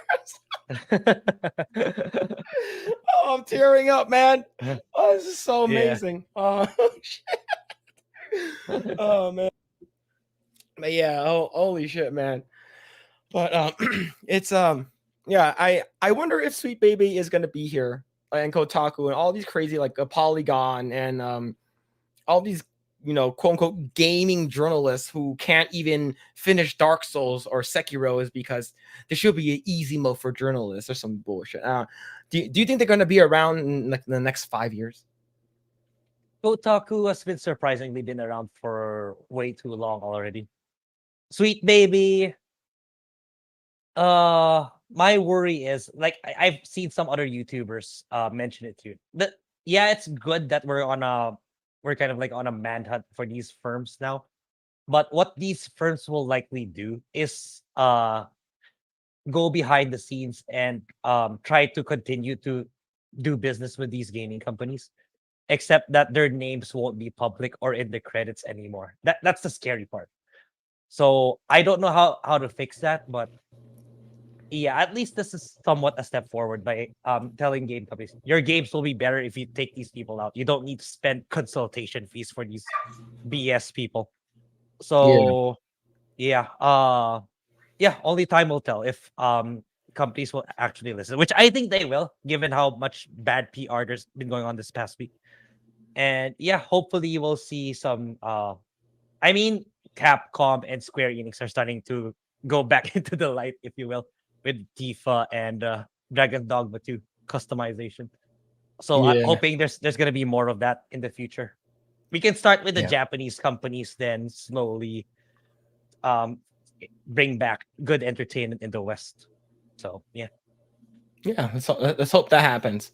Let's hope it Mhm. happens sooner rather than later, because of I am actually been surprised that like a lot of games have been coming out there, especially Dragon's Dogma, because Capcom is in a way pretty woke in some parts of their stuff. The I fact that they have a booba slider and an ass the- slider and a I thigh slider, it's pretty nice. I actually think Capcom is slowly like I mean Street Fighter is fine with Chun-Li and Cammy. I think the one who's hurt more is NetherRealm with Mortal Kombat 1 with all with all the uglified female characters compared to how they were previously. So I hope Yeah. NetherRealm like shakes off Sweet Baby off their company completely so that they can make them hot again in the next Mortal Kombat. Yeah. Yo, Vice with $20.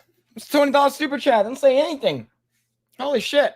You don't say anything. Yo, thank you so much for that, man. Yo, guys you don't have to super chat for real. So you guys don't have to super chat. Just watch. Like we like I said, there's a reason why I don't monetize the actual live segment until after we're done.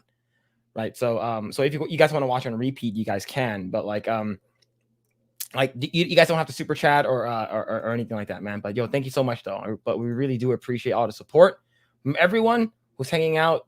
We have about 55 people who are hanging out right now. Yo, thank you so much. Yeah, for the wait, support. it's Thank you nutty. so much for supporting. That's really high Yeah. compared to our average. All right. Let's go ahead and read some comments. Let's see. Some people are saying, start with Mr. Satan. They say that's crazy to speak ill of the dead, especially on someone that influenced the entire generation of people. Yeah, right. Yeah, do you really have to wait for people to pass away so you're well aware that they can't defend themselves? It's pathetic, man. It's pathetic. Yeah, that's stupid. Let's see. Isn't Popo not even technically? No, Popo is not Yeah. human. And if you didn't know, Popo is actually insanely strong. Like he is basically the bodyguard of Kami in the lookout, right? And he actually taught Goku how to fight. Like he's one of the people who taught. Like he basically squared up with Goku, Kid Goku. I'm talking about, and he was basically able to manhandle 2 Super Saiyan kids by himself. Like he's actually like legit. But he's not human for sure. Let's see. Yeah, Kyle Rittenhouse did nothing wrong. Hail panel, hail chat, rip Akira. Yo, thank you so much for that message, Andy. Appreciate it, man. Appreciate it. Let's see. What's going on, Silent Kang? Hope you're doing well. Hanging out in Rumble. Let's see. Lobster 11 says these motherfuckers are the most evil and sick of them all, hiding behind the veil of progressive liberal, but they are actual authoritarian a-holes. Yep. Yeah. Here's the thing. A lot of these people who are like, I don't know. This is me looking at it from a person who's white adjacent. These people who are claiming to be, I'm trying to help you. I'm trying to make sure that we get more of your voices heard. Like we want to basically put you guys on a pedestal. These people are basically shouting, we should be less racist. We should be less racist. All of them are probably the most racist people you'll probably like encounter, especially the people I've seen online. Everyone who says we should stop being racist, we should stop doing this, we should stop doing that, are the people who does it the most. And the reason why they keep saying it is because they're trying to, basically disguise them. Yeah, conceal their fucking what's it called, an evil, motives and stuff. And based off of the Alyssa girl, like what she wrote to the girl who's black is like, it's like, wow, it's like it goes to show like who you really are. So yeah, it's great. Do you see it like that? Yeah, they're actually the worst people. Yeah, as you said, they just use that. They weaponize progressiveness as a means to further val- validate what they are doing, which is actually the opposite of what they stand for. If they have any, actually, they don't even have any ground to stand on. They just find something to get outraged over because that's all they're good at, to get the attention, because they're incapable of making their own creative content or having great like a well-grounded or moral line of thought. So they're just finding the next thing to get outraged over, and unfortunately, they're using Toriyama as it currently stands, which is pathetic. Yeah. See, Midnight Mike says, I never did finish Ragnarok, just couldn't get into it. At least now I know why. I played Ragnarok. I thought it was okay. I like the first game better. I think the first game was well done. And introducing a black what's it called again? Frost Giant was sort of weird. It's because every Frost Giant is white, but I'm not sure, maybe Norse mythology had black people. I don't know, but I don't know that that mythology as well as I know Greek. But according to what I know, maybe the people from there sail to Morocco, and then they have some. They touch base with people who are darker skin. I don't know, but it's in terms of story, they make Thor like a deadbeat father. Odin, they made Odin like a sneaky piece of shit, basically.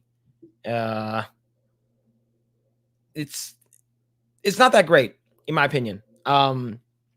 It's not worth $70 for sure. Like, I probably was more worth like $40. Yeah. See, yeah, Just JK says diversify your games or we'll destroy you. That's what she says. Yep. And a lot of people agree with that. A lot of people agree with that. And these people won't get the message. And the only way that they will get the message is if they get fired, is because their game isn't making any money. Yep. Yeah, I'll see yeah, and I'm glad that's like the dev for Stellar Blade is like they see right through that.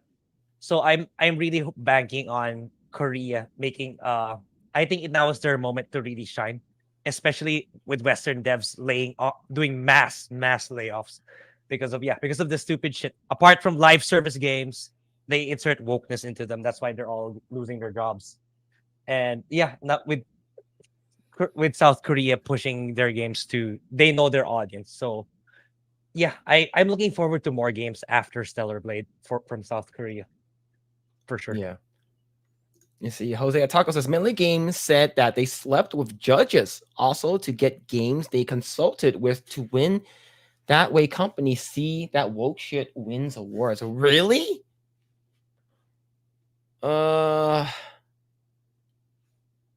Like the Game Awards? Like Last of Us 2 won everything that year? Oh man. Grae, did you think that, so from a person who played Last of Us 2, did you think that Last of Us 2 should have won basically all their awards? Okay.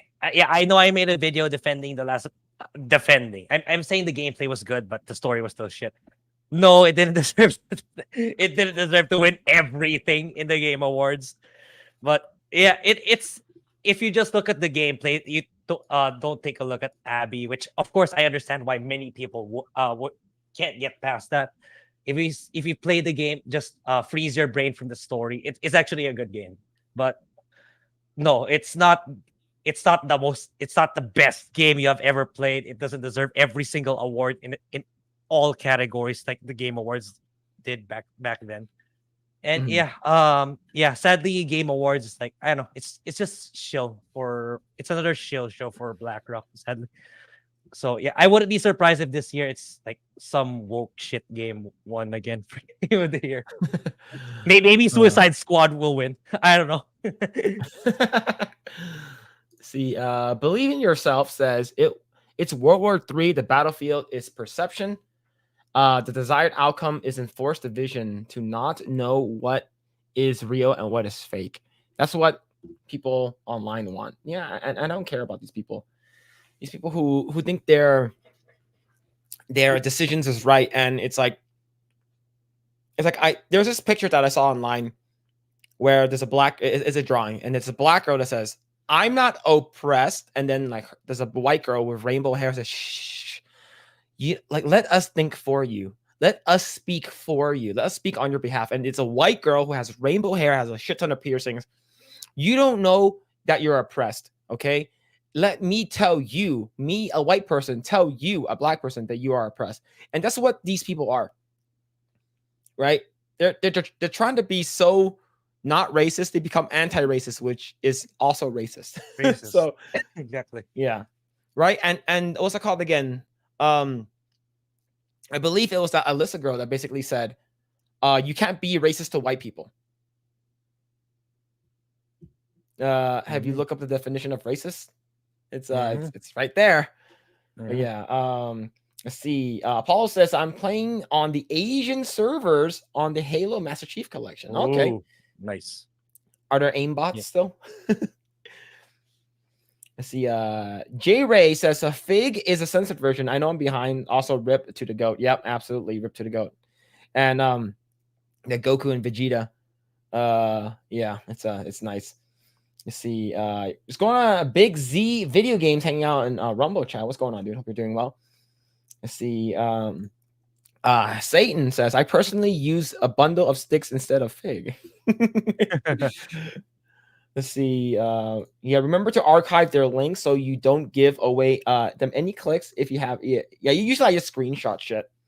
Like I basically, if I'm on my phone, I just screenshot it, and so I have it just in case I need to talk shit or something like that. All right, let's see. Vex says a lot of these woke consulting companies are based in a woke Canada, so the government will probably bail them out or continue to fund them. Yep. Canada. Yep. That's why all of your taxes are so high to for free healthcare and to fund woke companies like this. Let's see. Vinzinger says, "Hey amigos, remember when the quartering said about big con people being closet degenerates? What's big con people? Are you talking about these people like online?" Let's see. Let's continue. See, I'm going to have elf woman followers on Dragon's Dogma 2. Grae, are you gonna play Dragon's Dogma? Yeah, that's the thing, right? It's coming out. I don't know, man. It's like I still need to go. I will do my very best to finish Persona 3, the Persona 3 video, despite my voice, tonight or at most Tuesday. Then I'm gonna play Grand Blue after that and make a video about that too. So I'm so Rise of the Ronin, Dragon's Dogma 2, and then there's Stellar Blade. It's like they're so close to each other. I won't be able to play all of them, at least not immediately. So I'm kind of torn. I don't know. I don't know if it's better if I try to get to Dragon's Dogma 2 or Rise. I'm pretty sure Stellar Blade is the shortest among the three. But in terms of I think so too. What's coming out on March 22?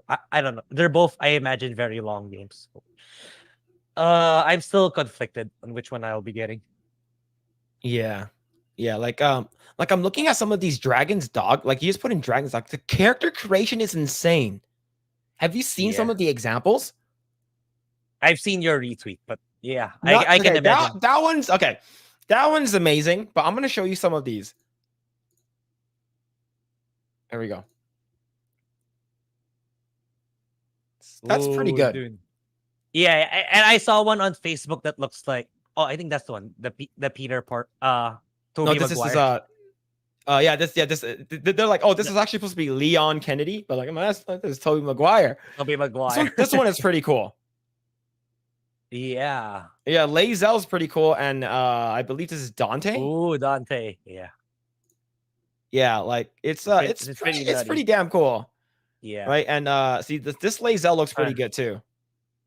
Yeah, but yeah, it's an open world RPG, so it's super long too. It's super long. So let me bring up the Let me bring up the what's it called again? The booba slider one, because that's the reason why we're actually getting it. Like, there's no other reason why other than this one over here. So let me bring it up so that the chat can see what we're talking about. So basically, this thing has chest thickness, chest size, and chest shape.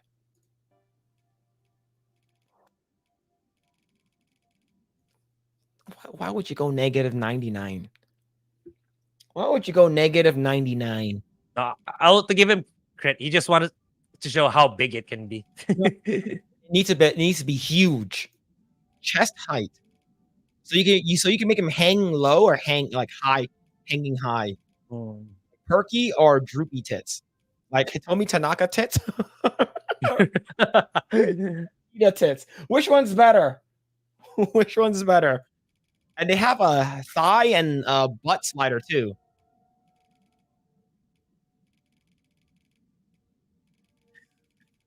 Pretty good. And you want bigger thighs. That's actually pretty cool because a lot of these games they don't let you adjust too much. Yeah. It's like it kind of stopped when actually around the time Sweet Baby started consulting. It wasn't that robust anymore. Character selection wasn't that robust anymore. Ever since around the start of Sweet Baby and the other hidden companies that are like them. Yeah, boobs and thighs. Yes, Sydney tits, absolutely. Can you turn a character into a tall, busty South Korean woman in Dragon's Dogma? Maybe. Very likely. Maybe. Very likely. Given how if you can make something like close to Lizel, you probably can. Yeah. But yeah, it's pretty crazy. Let's see. 50 Shades of Grayson with the 199 says swing low, sweet chariots. Yo, thank you so much for the 199, dude. Yo, thank you. Holy shit, man. But yeah, like I know what you're talking about.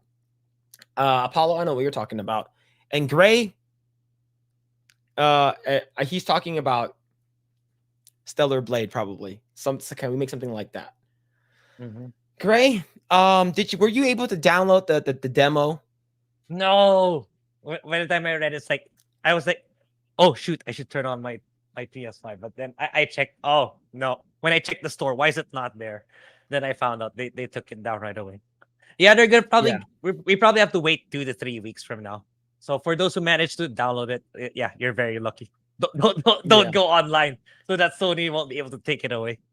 Apparently they can they can secretly snag it away from you even though you downloaded it already. Yeah, so I would say probably like download it. Like if you guys still have it, people in chat, if you guys were able to download it, and make sure you are connected to the internet because they can remove it. Yeah, because they can remove.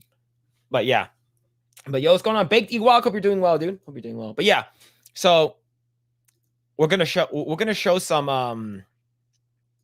what's it called again? We're gonna show some Stellar Blade stuff because I missed it too. So Dave sent me, he's like, hey, go download it right now. But I was in a meeting and then I saw what he posted and I was like, okay. So then I turned on my PS5. I went to Stellar Blade and it wasn't there. Yeah, I did not see the demo. Too. Like, where is it, man? Yeah, it's like, where are they? Where? So what I ended up doing was I basically just like, fuck it. I'm just gonna buy the digital deluxe version. And there's many reasons, but I'm gonna show a couple of clips. All right, chat room. Make sure your girlfriend or wife isn't, or your parents are not in the same room as you, unless they're okay with it. Yeah, they're fine with it. So feast your eyes on Stellar Blade footage until demo goes back live again. This looks beyond mouth-watering. Here we go. Damn, look, holy shit. Yeah. This place is dangerous. Take my hand.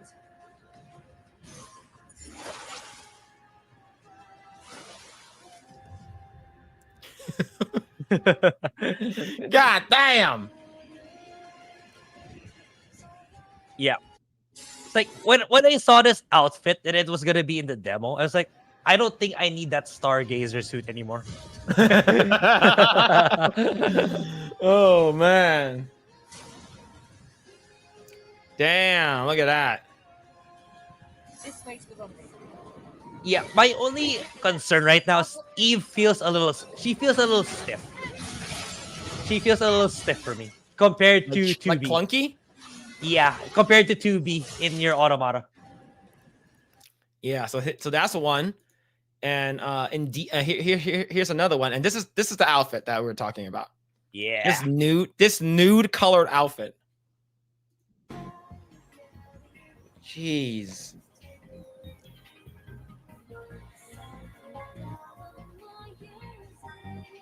Yeah, when This I, is what this I- is I- why they're winning. I don't need a digital deluxe edition, man. That's fine with me. Yeah, that's all we need. Yeah. Can you imagine the cosplay? Yes, body painting, basically. Yeah, you're gonna have to body paint. So this one is from Endymion right over here. I'm gonna pause this one. This is from Endymion. Stellar Blade is going to piss off so many feminists. Mm-hmm. Damn. And my favorite shot is the next one. Mm-hmm.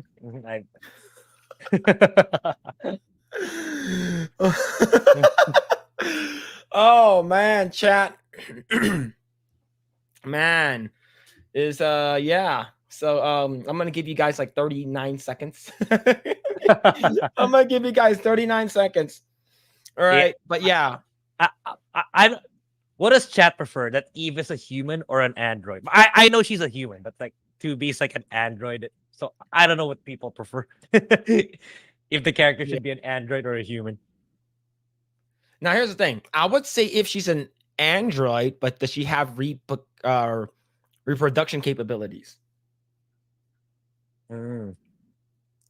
Right? Because if she's like a full-on android and you can't like you can't make offsprings with her, then it's like she's basically like you can't procreate with her.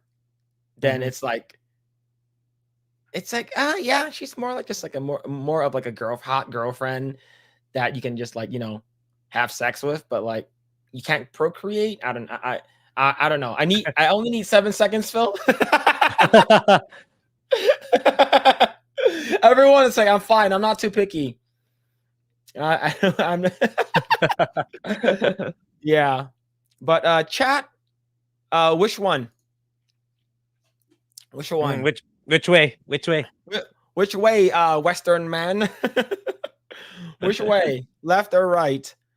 Dude, it's like what happened? What happens to her ass? Like, I don't want to sound gay, but like I feel like my ass is bigger than hers, Mary Jane's.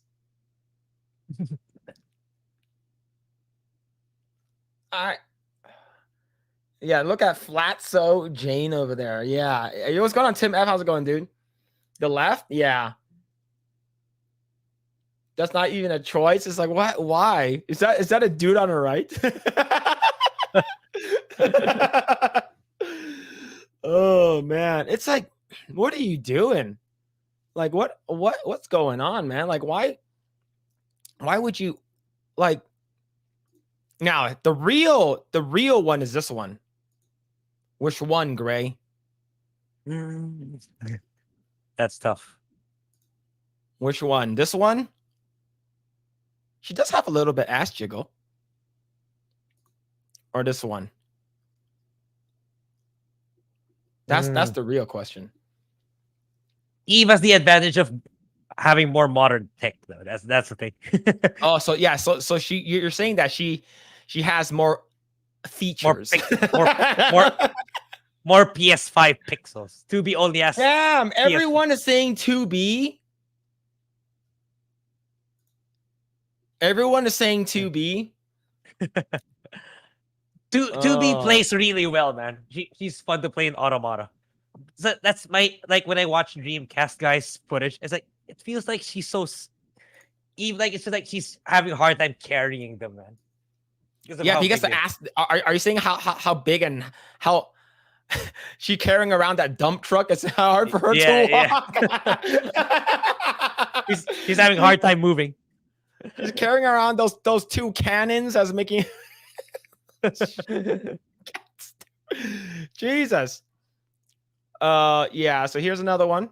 Here's another one over here. For slow walking. Jeez. Oh my God, man. This game's gonna sell a lot. Yeah. This game is going to sell a lot. But no fret, chat room. Don't have no fear. Do you know why? What's that say, Grae? In the byline. You were preparing a demo version of Sterile. Release it already, please. I mean, I need it now. We need it now. I mean, some people got to play it already, so. Yeah, I heard the demo is like 30 minutes only. Like 30, 38 minutes, 35 minutes. It's not that long. Yeah. Come on, basically I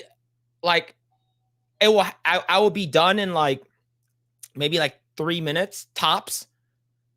And then like it takes like 15 minutes for me to like, the cooldown. The cooldown for me 15 minutes, and then I can do it again. So if the game is more than 30 minutes, I have like, I could do it 4 times. All right, come on, just release the game already. Just release the demo. Stand aside, Tifa. Thick Eve is here.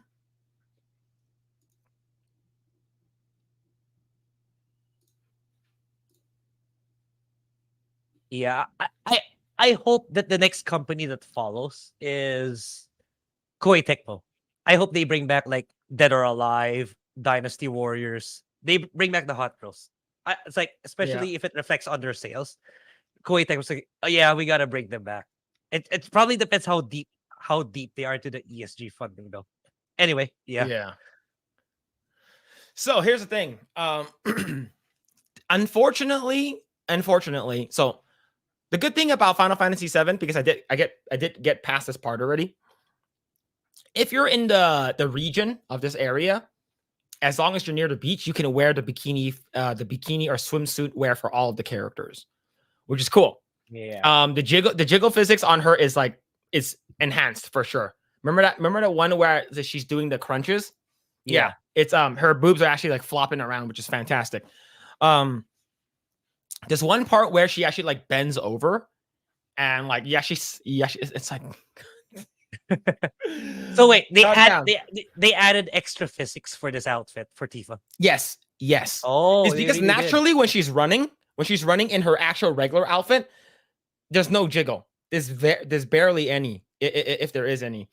In this one I can show you gameplay footage of me, but it might be against TOS. I don't think so. You got to live stream it. I don't think so. No. It's what's it called again? I did something unsavory on stream. But the thing is that when you use your character and you walk around, like it actually, even just her walking, it sort of reminds me of like Genshin Impact. They naturally jiggle, which is pretty nice. Yeah. But the thing is that she doesn't have too much butt, unfortunately. She only has boobs. She doesn't really have a butt, unfortunately. However, Eve has both. So Grae, which one? Oh. These are the real questions. These are first world problems. So which one? Mm-hmm. Why do I have to pick, man? Why do I have to pick? People in the chat says we want both. And Satan says Eve and the Cake Factory. Oh man. Yeah, it's probably like, it's like if you're gonna compare the two, who's going more all in, it's probably Eve. It's probably compared to Tifa. Like it's such a bummer that you can only. Well, I get why Square Enix did it, because like it kind of breaks the immersion of the story if you see Tifa wearing that outfit all the time during the story. Yeah, you can only do it in the beach area. Whenever you get out of the beach area, it basically automatically says, we're gonna change you out of your outfit. Yeah, so it's maybe in the like new game plus, you can start wearing it everywhere. Imagine like because there is a part like where she gets sliced in the stomach. So like if Yeah. she gets sliced in her boobs like jiggle, Yeah, it could it'll be break. better. It'll break the It could be immersion. better. Yeah. All right. So let me see if I can find a video of me playing the game. I might be able to. Hold on. Let me actually find it really quick. Yeah, I'll send you a Okay. picture too on the hardest outfit to unlock in Persona 3. I'll send you a picture of it. The hardest Yeah. outfit to unlock. I'll send you a picture and you can show it. All right. So let me. So here's me playing it. I'm gonna do it with no audio, but like, look, just look at it. Like you just walk a little bit, and like she already like jiggles. Hold on, I need to set this on 1080. So of course I'm like, wait, because I have the camera furthest away. I need to have it closer. So I'm basically adjusting it right now. Okay, and I adjust the camera, and then I basically walk around with her. Yeah, like so in another outfit, it doesn't jiggle that much. no, correct? it does not at all. It does not jiggle at all. So the thing is, I went to photo mode, and this is where I paused the game. Yeah, yeah, that's not gonna be TOS in my opinion. Okay, I no, don't but think what that's it's not TOS because I turned off the camera. You turned off the. What do you mean you turned off the camera? Oh, you removed your webcam. Oh, you This is mean the moment where I turn off my camera. All right, hold up. On chat room. All right, here we go. Here we go, chat room. Here we go. Oh yeah. Oh hell yeah.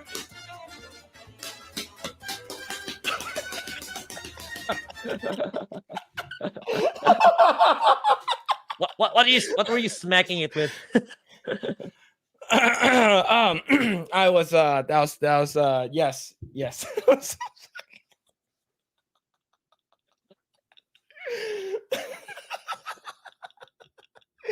All right, but yeah, so yeah, them titties are murder. Yes, that's like this. Okay, here's the thing. This one. I was smacking it harder. Basically it's like. But yeah, it's cool thing is that when you actually do let's see if I can actually find the part where I'm doing the. Okay, I hear you. I got it. Okay, I'm gonna take a picture of this, then I'll send it to you. The hardest outfit, the literal hardest. Atlas knew what they were doing. This is the hardest outfit on the final outfit you can unlock in Persona 3 Reload. I'll probably put it in my video too, actually, later. Did you unlock it already? I did. That's why I know it's the hardest. I have to unlock it. It's like I was actually worried because I was almost why don't I have it yet? It's like I'm supposed to have it at this point, but then I found it's the final loot in the game. I see. It's the final loot in the game. So minor spoilers for Persona 3 Reload, the hardest outfit to unlock. All right, so yeah, send it to me in private chat. Discord. Oh, Discord. Okay. I had to turn off Discord earlier, but let me see. You send it directly to me? Yep. Okay. Oh, that is the hardest outfit to unlock for that character. It's literally the final treasure chest. Oh, it's treasure chest. Yep. All right. All right. So here it is. Is she the waifu character? Yeah. Oh, okay. Yeah, it's like that's pretty good. It's pretty good. Yeah, and it's like a permanent costume you can wear anywhere. Yeah. But it's again, it's at the final point of the story. So you're gonna have to carry it to New Game Plus if you want to wear it permanently, or if you want to wear it the entire game. But yeah, okay. It's like because like in the original, it's like you can buy it, but you're gonna have to carry with it the attributes of that armor, which is not so good. The armor, right? The armor. But in Reload, they just made it purely cosmetic. But yeah, you have to put it at the very end. You have to put it. Yeah, you can only get it at the very end of the main story. Man. Now here's the thing: was it worth the trouble? Well, Persona 3 it's super super easy, so kind of yeah. Yes, it's worth it.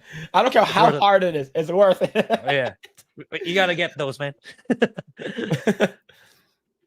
Yeah, let's see. Yeah, she needs an American flag bikini. Yep, true. All right. I do want to since we're talking about boobs, we're still on the topic about boobs, which is fantastic. I always like talking about it. But have you heard of this game called Order Us? It's on Steam.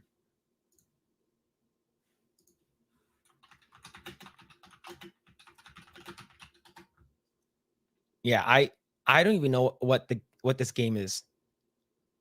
But I guess is yes, I am over the okay. Wow, actually says, are you over 18? Okay. Yes, I am.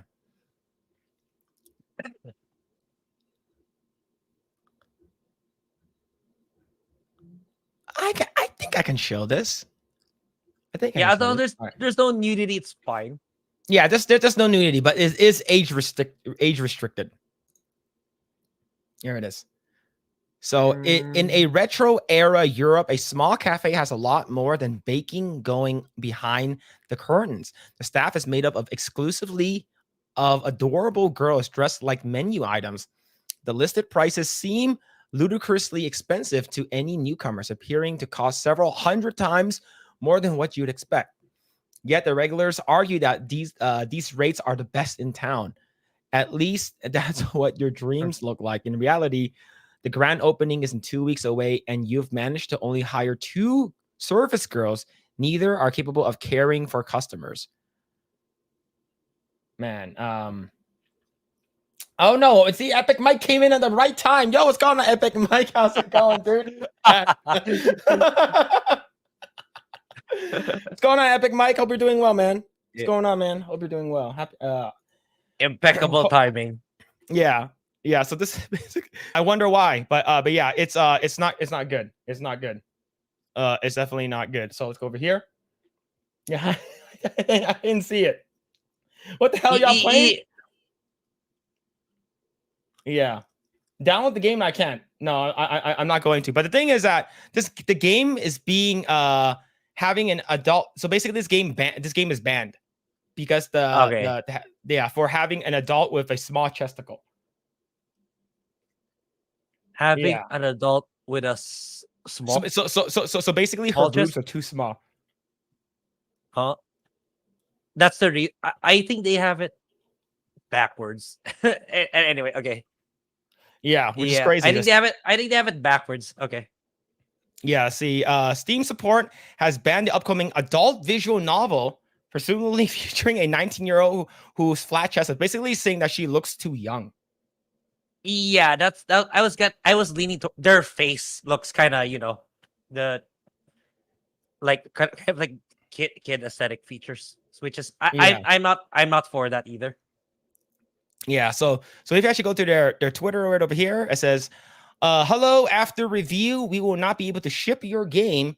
Order us on Steam. While we strive to ship most titles submitted to us, we found that this title features themes, imagery, and descriptions that we won't distribute. Regardless of the developer's intentions with their products, we will not distribute content that appears in our judgment that depicts sexual conduct involving a minor. So that girl looks too young. That's why. Yeah. That's like the body proportions is adult for sure, but it's the face that kind of. Yeah. So here's the thing. Do you agree that like some of these games that are basically coming out, like, you know, how people are like, oh, this character looks too young, even though their body is like they look mature enough? Like, do you think like it could lean into lolly content, right?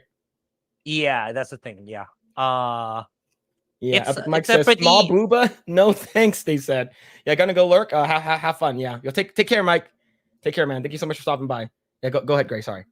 Yeah. What was I gonna say? I'd rather if they want to.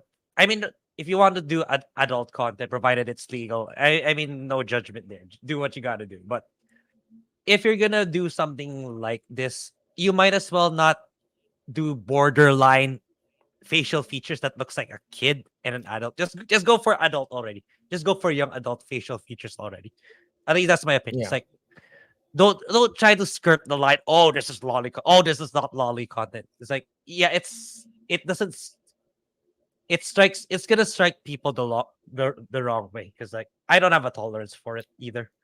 For for that, yeah, child looking characters thing. Yeah, I'm not a fan of it. Yeah, like it's I wish they did, like, if your character, like, okay, as an artist, typically what we do is we want to make sure that if we want something to look like something, we make it front and center, right? We don't usually try to make sure, oh, is this person this, is this person that, is that this or this that. No, we want to make sure that it's like, if this person is like an adult, we make sure them look like an adult. And if you can't tell, that's where it's like, you're like, I'm not sure how I feel about this, right? Yeah, And yeah. like and that's where there's a lot of people who are online who are like, well, actually, if you like Eve from Stellar Blade, then that, because her face, she looks like a child. Right? Nah, she doesn't. She looks like a young adult. That's the thing. Eve, I don't agree with them saying, oh, it looks like a kid. No, she looks like a young adult. Sorry, she's. It's not even close to board. If their arguments, oh, this is lolly content because her face looks child. Nah, she looks like a young adult to me. Yeah. But like, but for this one, yeah, it definitely does look like a child. So I would say make her look like a grown up instead of making her look like a child. Yeah. That's my issue with it. That's my issue with it. Yeah. Let's see.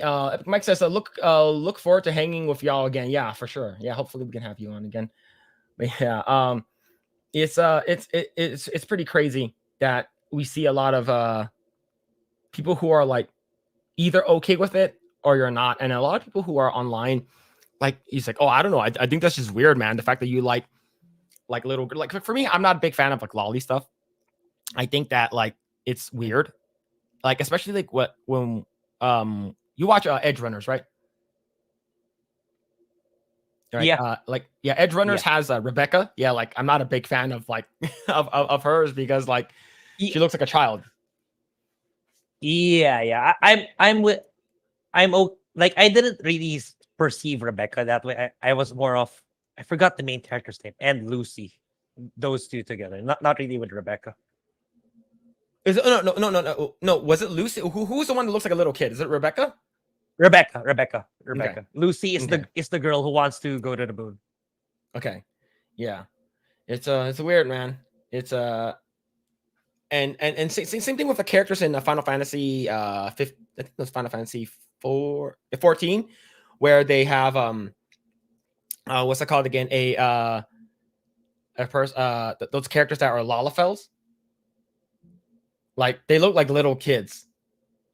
Right? Like they don't look like dwarves, they look like little kids. So like mixed, like for me, like that's the reason why I don't use them, for that reason. But yeah. It is what it is though. All right. So Grae, do you remember a while ago we talked about Sentry? Oh, yeah, we did. With Stephen Ewan. Yeah, what was that again? Sorry. Yeah, I remember something about Sentry, but I forgot what it is. So so as a refresher, Stephen Ewan was originally cast as Sentry. Yeah. Okay, I remember now. Yeah. Okay. And then after like a month or two later, like they're like, okay, we're no longer. He dropped out, or like they're no longer casting him. Okay. I see. Okay. Right, and I think I know why. Because Marvel recently released a new version of Sentry. Ooh. And this comes to us from Cosmic Book News. It says Marvel releases new woke Sentry, disabled person of color, female. Not diverse enough. So, yeah, Stephen Ewan was not diverse enough. Yes, he's short and yellow, but we need to make it does not hit the diversity check boxes enough. So we need to make sure it's a female person of color, probably black or Hispanic, and in a wheelchair, just to be sure. Yeah. How do you feel about this? Yeah.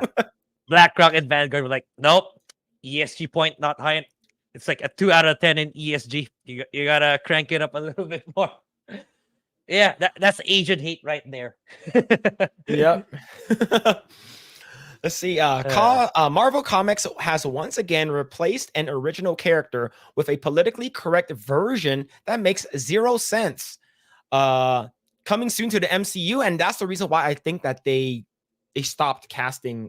They didn't cast Stephen Yeun. I think that's the reason why. Let's see. Marvel Comics has revealed its new woke century, which follows the completion of the 4-issue Century comic book series by Jason Liu and Luigi Zagaria. I'm probably saying it wrong. In that series, the original version, Robert Reynolds is dead, but per the description, ordinary people all over the world are suddenly manifesting his powers and experiencing snippets of Bob Reynolds' memories. Well, those ordinary people happen to include Farhad, Malloy, and Ryan. So basically, there are several people who are basically becoming sentries, and I believe this is Misty Knight over here because she has the big afro and the robotic arm. So from Luke Cage. Let's see what happens. The gist of the story is, I guess, is that the blonde white dude Orion ends up killing most of the people who have sentry powers and stealing their powers for himself so he can be the last one standing. Oh, it's like the one with Jet Li. Oh. Did you watch that movie? I think I did. I just don't. I probably just remember snippets of it, but I think I did. Yeah. See, blonde white dude Ryan kills most of them, but in his way happens to stand Misty Knight, Jessica Jones, and Mallory Gibbs, as well as a bunch of Sentry ghosts. Why don't the girls look hot anymore? What's wrong with her face? Yeah. Her all of face them looks actually. weird. All of their faces actually. Man, does not look good. Does not look good. Let's see. According to the comicbook.com, Ryan believes himself to be a Sentry superfan, but he's obviously going about it the wrong way. The site also asks, can you already tell Mallory is more heroic than Ryan when she takes time from their battle to try to save civilians? So apparently what happens is that somehow Mallory gets into Ryan's head where the ghosts of the other Sentries, together with Mallory, they tag team Ryan. And then they change the name. Call me Solaris. Where do I begin?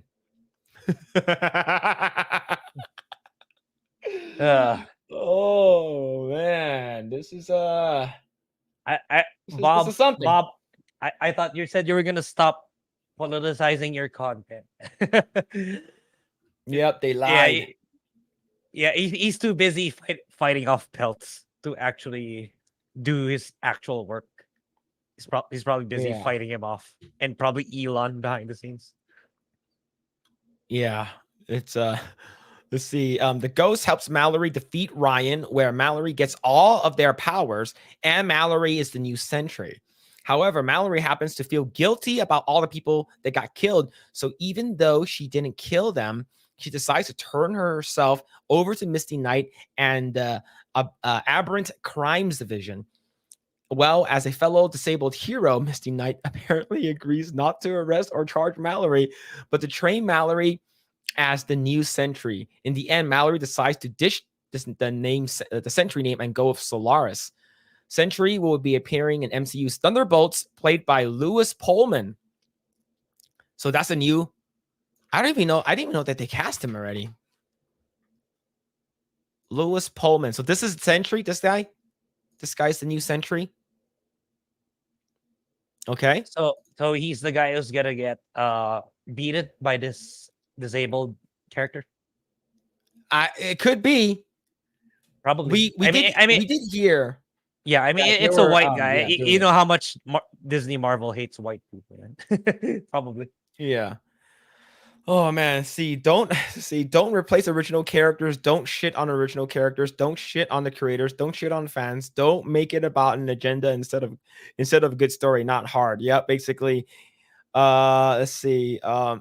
I would say we do know that according to what I heard from things, they might be doing a soft reboot for Marvel for MCU. Right? We heard that there might be. I'm not sure if that's going to be the thing.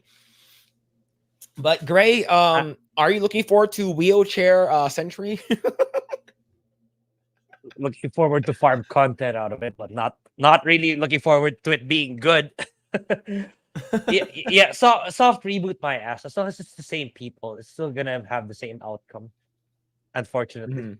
you really need to. If you want to reboot it, you have to remove all the Wokies in Marvel, then restart MCU.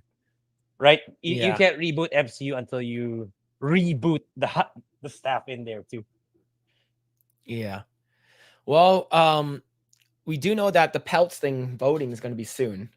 So Yeah, I'll be looking forward to watching Valiant Renegade, Legal Mindset, and WDW Pro in their coverage of that.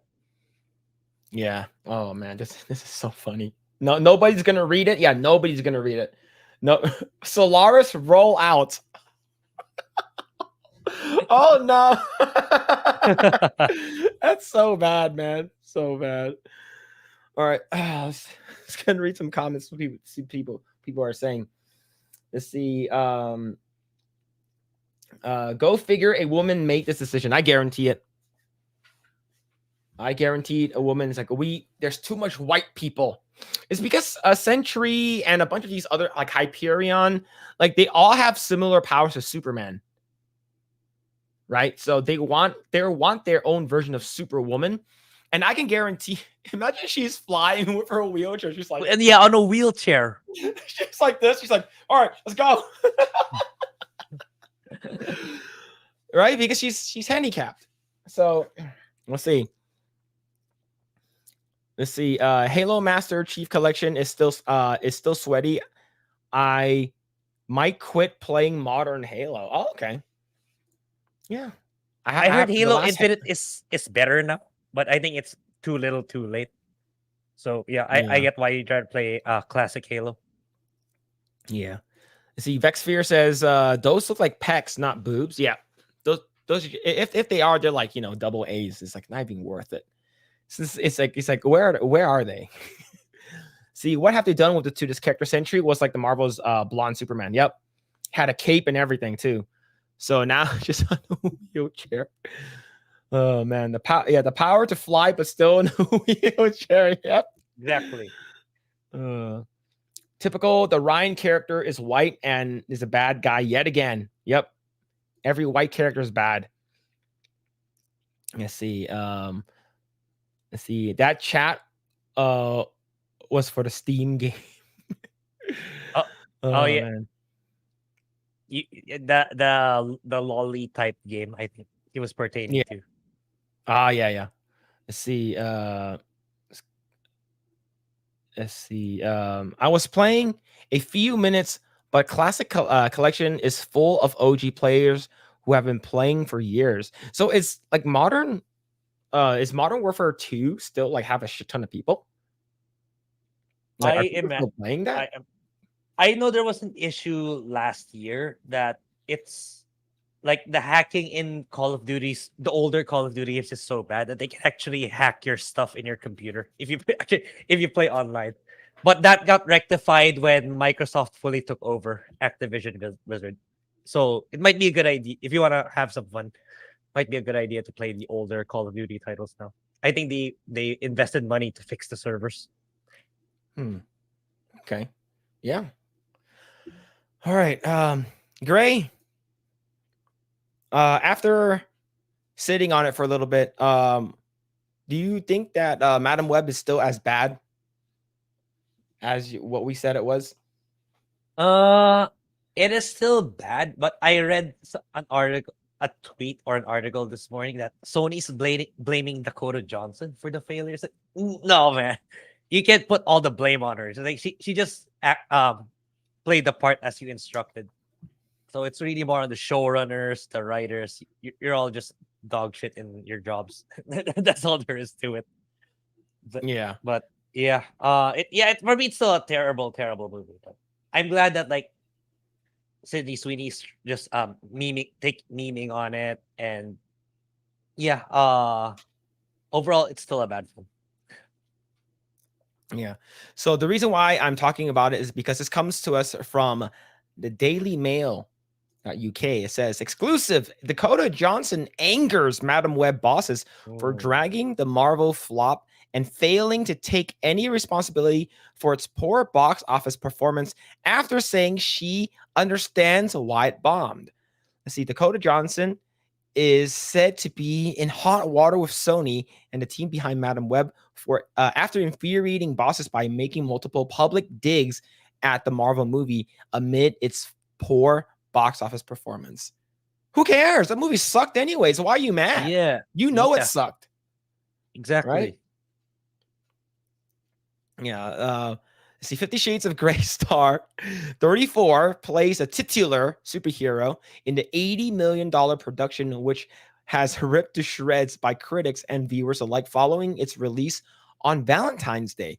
The film has grossed a meager 40 million so far at the domestic box office after scoring one of the lowest superhero debuts in recent memory, taking a measly 15.1 million on its opening weekend. Now, Dakota is reportedly being accused of dragging the film and failing to take any responsibility after admitting she hadn't seen the film herself, before going on to make several damning statements about the production. Lots of people at Sony are questioning her star power, and how she reacted to this failure will likely come back and haunt her, one of insider told DailyMail.com exclusively. But is she wrong though? Yeah, isn't it normal for actors to not watch their stuff because like it feels kind of awkward? So why are they using that against her now? Just because it got bad reception? They're finding any excuse. So Yeah, it's like go ahead. like yeah, she's not the best actress in the world, but at the same time, like you gave her so little to work on, so it's not really. I wouldn't really pin everything on her. Like I said, it's the writers, the directors. You guys set up everything on how Mhm. she must act, on what she must do. So yeah, this is kind of like Disney saying like it's all the bigots' fault. It's the same line of reasoning in my opinion. Only this time it's fixated on Dakota Johnson instead of the audience. It's the same Mhm. line of reasoning. Yeah. So I heard recently she was in a someone interviewed her or something like that, or she said somewhere that she didn't know what was happening with the movie. Like she's like I'm paraphrasing. She said that they're supposed to do something like according to the script, and then they did something else. And she said that this was one of the things she said that she will never do a superhero movie ever again. And I believe that she said that she didn't know why her manager gave her this, like told her to take this part, and I believe she's not going to be working with that manager anymore. I'm not sure if that's true, but I know that she did sort of shit on it. But the thing is, Sydney Sweeney also shit on it. However, she did it on what's it called again, SNL. So I'm not sure. Let's see. It's okay to joke about your movie not doing well and even lean into the bad reviews like Sydney Sweeney did on SNL with her monologue, but producers and Sony aren't laughing over Dakota's continued dragging of how she sees the fallout of Madam Web and how she isn't taking any responsibility for its lackluster results. Not every movie is going to work, but a lot of hard work is put towards even bad movies, and for your stars to shit on it, it looks bad. They continued, Dakota is being looked down on over her talk with the film because everyone in the production is thinking, what if this movie was still the same, but also box office gem? What is? Aren't you contradicting yourself? What if it's still the same, but it's also good? That those Like two it don't made connect. money. Like basically, like what happens if it's a shitty movie, but it made a shit ton of money? Then you'll say it's probably good, obviously. But yeah, of course she's gonna say it's good because she made money out of it. She had the movie made money, but it didn't. So you're saying it's all on her? Why the movie is so bad? I don't know. It's like That's not the proper key takeaway for these people, man. Yeah, like someone said, yeah, should have made a better movie. Yep. Like, how about you just make a better movie? It's like it's the person that basically made Morbius made this movie. That movie sucked. And they re-released it in theaters because of the memes, and it sucked again. So it's just like, what are you thinking? Right? Let's see. She would be talking about sequels and probably praising herself over its good fortune. Yeah. During a recent interview with Bustle, it's so stupid, man. Yeah. You see, Dakota, who was reportedly engaged to boyfriend Chris Martin. It's not the Chris Martin from Coldplay. Hinted that she predicted the public backlash. Unfortunately, I'm not surprised that this has gone down the way it has, she said. But it was definitely an experience for me to make the movie. I had never done anything like it before. I probably will never do anything like it again because I don't make sense. I don't make sense in that world. Okay. And I don't, and I know that now. Yeah, she continues. Sometimes in the industry, you sign on something and it's one thing, and then as you're making it, it becomes completely different thing, and you're like, "What? Wait, what?" Right? And it's true. Yeah, but it was the real learning experience, and of course, not it's not nice to be a part of something that's ripped to shreds. But I can't say that I understand that I don't understand. And she then seemed to take shot at the movie bosses and explain, it's so hard to get movies made. And in these big movies that get made, it's even starting to happen with little ones, which is what's really freaking me out. Decisions are being made by the committees, and the art does not do well when it's made by the committee. Yep. That's true. That's absolutely true. Like, let's say if you're an artist and you make something really, really cool, but then you have a bunch of these people or executives that are basically trying to come in and says, "Oh, you got to change this. You got to change this shit." And I believe that's what's happening with her. Yeah, films are made by the filmmakers and not a team of artists around them. You cannot make art based on numbers, and algorithms. My feeling has been for a long time the audiences are extremely smart, and executives have started to believe that they're not. Oh, she's right there. Yeah. She's right there. Audiences will always be able to sniff out bullshit. Even if films start to be made with AI, humans aren't going to fucking want to see those. The insider warned that Dakota's comments could come back and haunt her, but conceded that she was just one new film success away from getting back into good graces of the executives. In typical Hollywood fashion, if Dakota's next film is a major hit, then everyone will be kissing her ass again, they said. Right now, not so much. Dakota, the daughter of Melanie Griffith and Dawn Johnson, plays Cassandra Webb, a New York City paramedic endowed with psychic abilities owing to a mutant gene akin to the concept of X-Men. Yeah. So, but if you have big tits and say stuff like that, I think you're okay. Yep. You're fine. You're fine. Oh, man. Like, she basically said that, like, oh, you guys know me for Euphoria and not for Madam Web because nobody saw it. Right? Yep. That was her joke. But the thing is that her jokes were curated to like a bunch of writers. And you know that this is supposed to be a comedy skit. So that's the reason why maybe it's more okay. But the thing is that, like, she's everywhere right now. Maybe because of her nice tits. I'm not sure. But yeah, her Saturday Night Live like got a lot of people. So let's go ahead and actually see what she actually said. You might have seen me in anyone but you. Can you hear that or no? Yeah, I can. Okay. So let's go ahead and actually. You might have seen me in anyone but you or Euphoria. It's too loud. You definitely did not see me in Madam Web. Yeah. So it's like a nice, it's like a subtle jab. What do you think about what she said and compared to what Dakota Johnson said?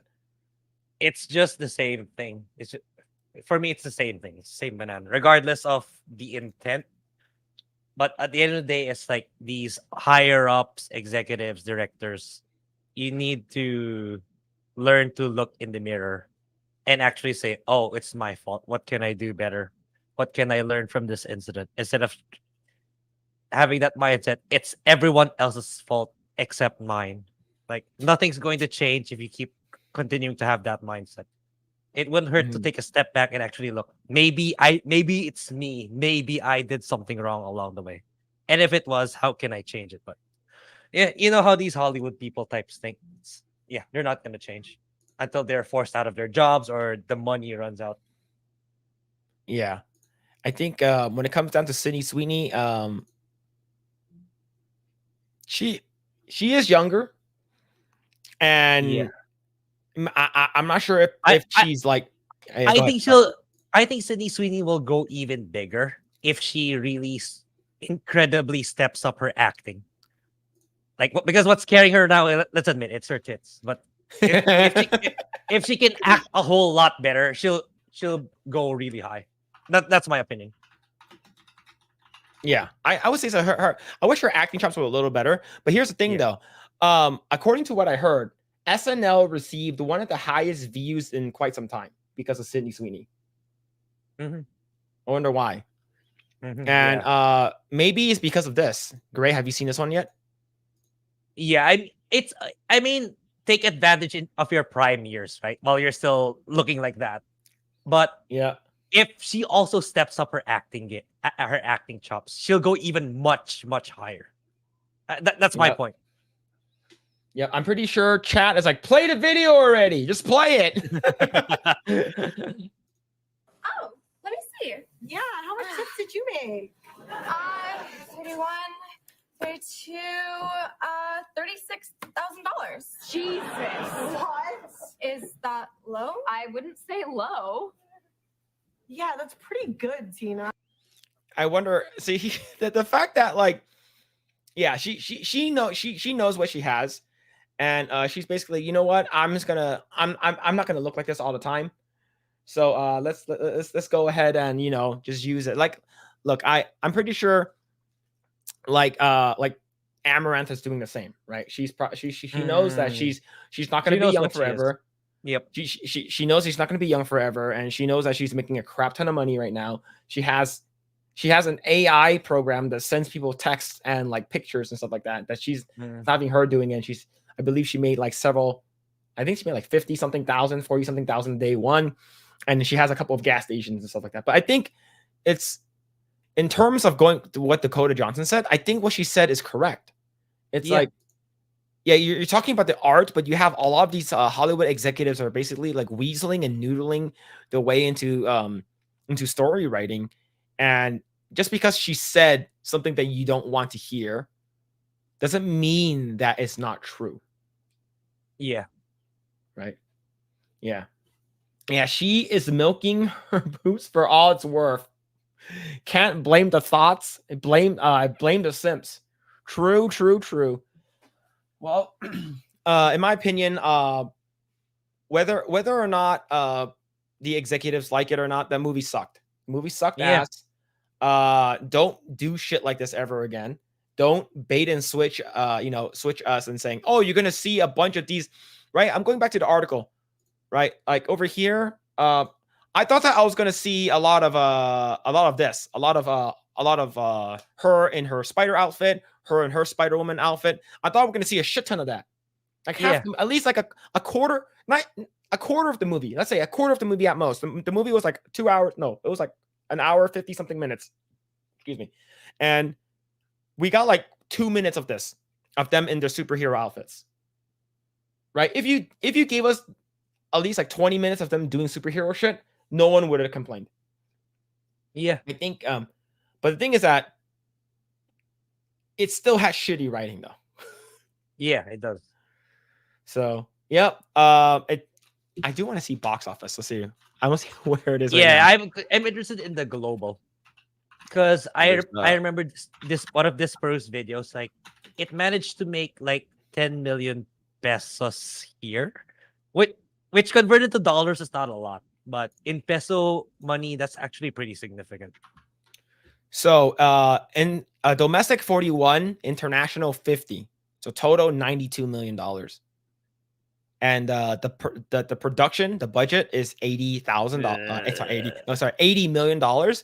So factor in costs and stuff like that. Yeah, it They lost barely money. made back its production value. Yeah, Like, not even including marketing. yeah. If you don't even put in marketing yet. Yeah, this movie was awful.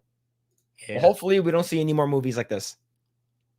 Man, because Hopefully, but yeah, it's like Hollywood is more of a lost. It's more of a more uphill battle versus gaming, because like it's so heavily infested with either, if not incompetence, woke compared to gaming. Like gaming's just, it's the battle's just beginning, or at least we're already winning in the gaming space.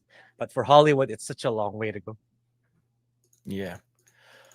Let's see what the chat has to say about this. Yo, what's going on? Dan, how's it going, man? Hope you're doing well, dude. Let's see. Let's see. Let's go ahead and scroll down a little bit. Let's see. Okay. Blame the actors. That's a new strategy. I think that's what it is. The reason why you either blame the fans first. That's number one. You blame the fans first, and if that doesn't work, you blame the executives. There's not enough executives on set. You blame the actors. And then after that, you blame the actors. Yeah, basically. You see, it's everyone's fault but mine. Yep, you can't. Yeah, people can't take accountability when they make shitty stuff. Yeah. Yep. Like, it's funny is because like one of the first things that that we are taught as artists or creatives is to take criticism. Right? It's because if you take criticism, you make better shit. Yeah, that's it. Right? See, Anonymous says, I'm a fan of Sweeney's twins. I mean, you mean Sydney. Yep. Let's see. Smart lady. Yeah, she's smart. Good. She's got no business of being a fucking superhero, anyways. Yeah. The SNL got the biggest views in years. I wonder why. Maybe two reasons. Yeah, I'm seeing Dakota in a different light right now. Yeah, I do agree with what she said. It's like it's the studio's fault. It's not my fault. It's like this yeah. The probably wrong thing is like she didn't do her research in advance. She just took the advice of her manager to take on that role. But that's about it. The rest it's not really on her, in my opinion. Yeah. Let's see. Yeah, let's see. They broke the woke mold by being illogical. Yep. Imagine being smart. Imagine being smart. Let's see. Taking criticism is never fun, and sometimes it rips your guts out, but it's necessary to get better. Absolutely. The Booming Bob says they are unable to take accountability and it be their fault. No, they can't. They can't do that shit. Madam Web needed to make around $250 million to break even. Not even half of that. Oh man. You learn more from failure than nothing. Yep. Actually, and the thing is that if you're being told, oh, all your movies is good, you do nothing wrong. Like all your movies is like it's fantastic, then you always think that your movie is good. And then if your movie doesn't make any money, it's not me that's out of touch, it's the fans. The fans are out of touch. And that's what we've been dealing with since the Last Jedi. It feels like ever since then, like you can't like critique or review movies in a negative light, or you're just going to be a piece of shit.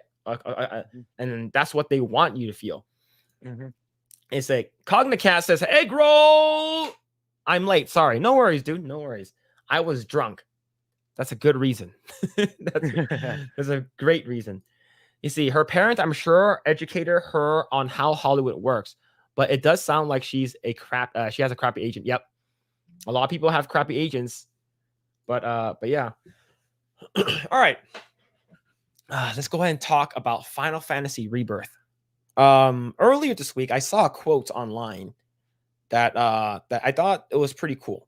That what Rebirth, the Rebirth director says, and I believe this is the reason why there aren't any like DEI, ESG stuff or Sweet Baby stuff that's in this game. However, there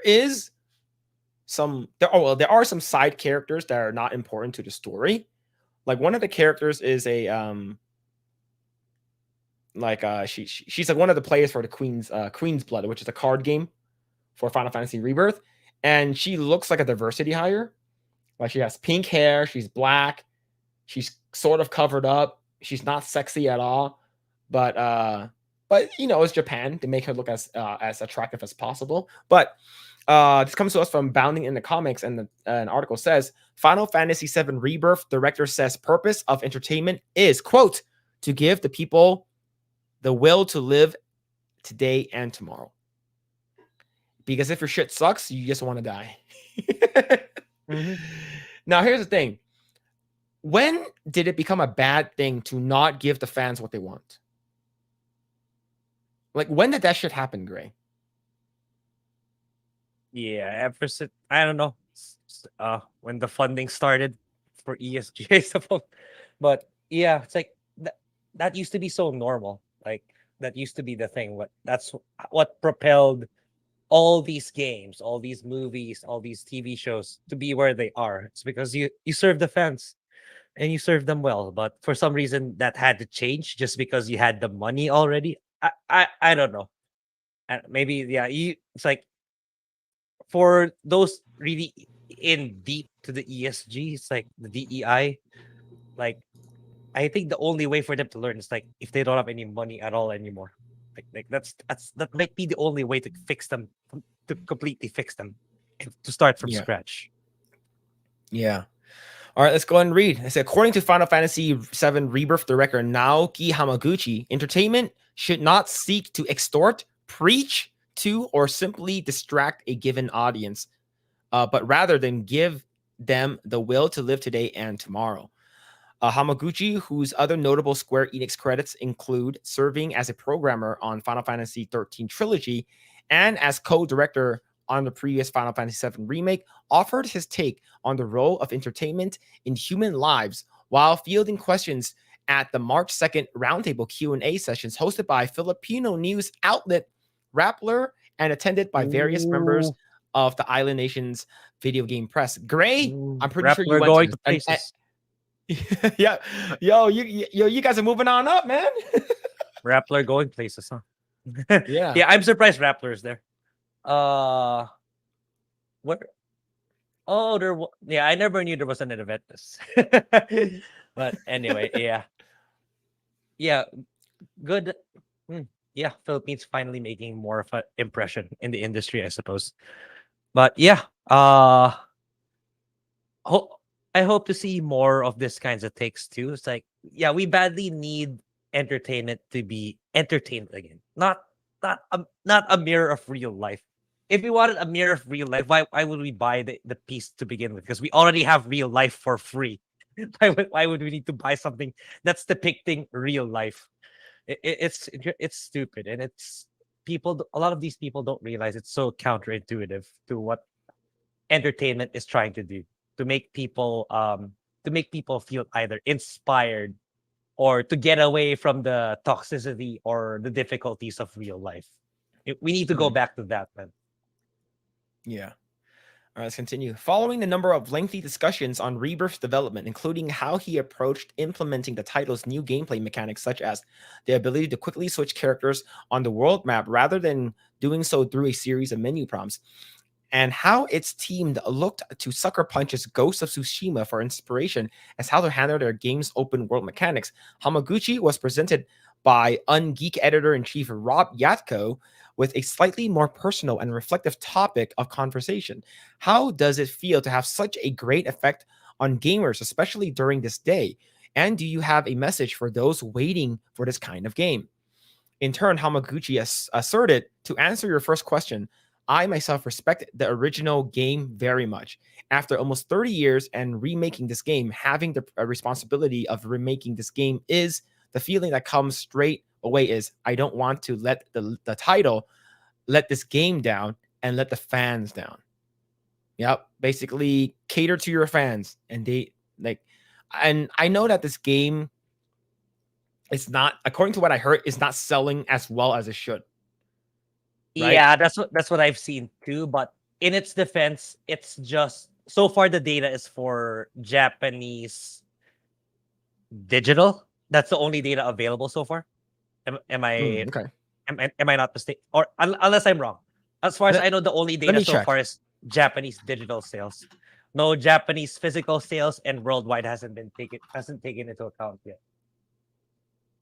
Okay. So the most recent one is from 2 days ago. Helldivers is going crazy compared to this game.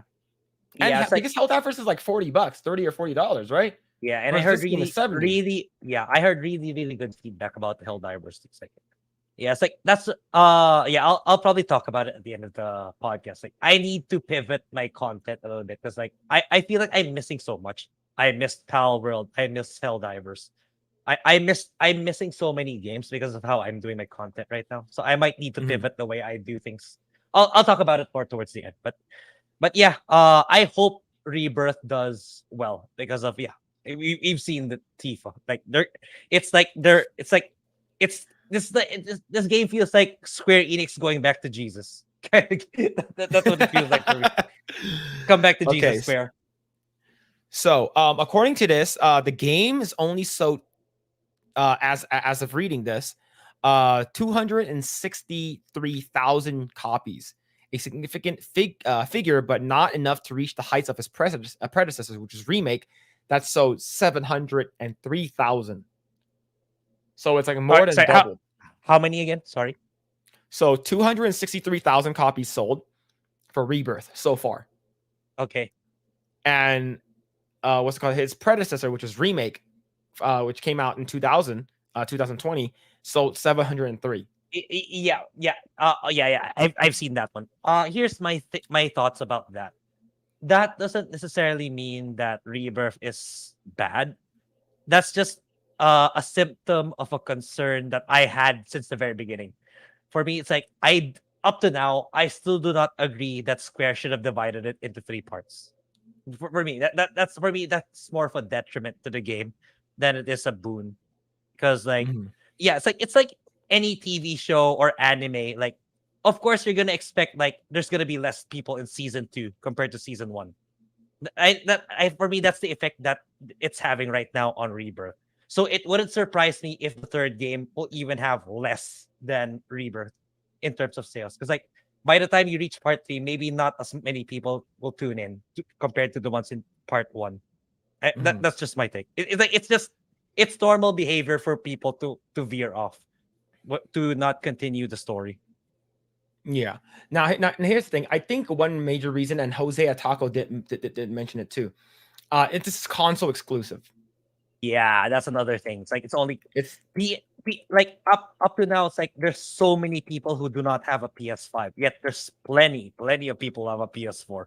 So they're I think they cucked themselves by not releasing it to PS4 and to withhold releasing it to PC too. So once they release it to PC, I think it'll get a significant boost.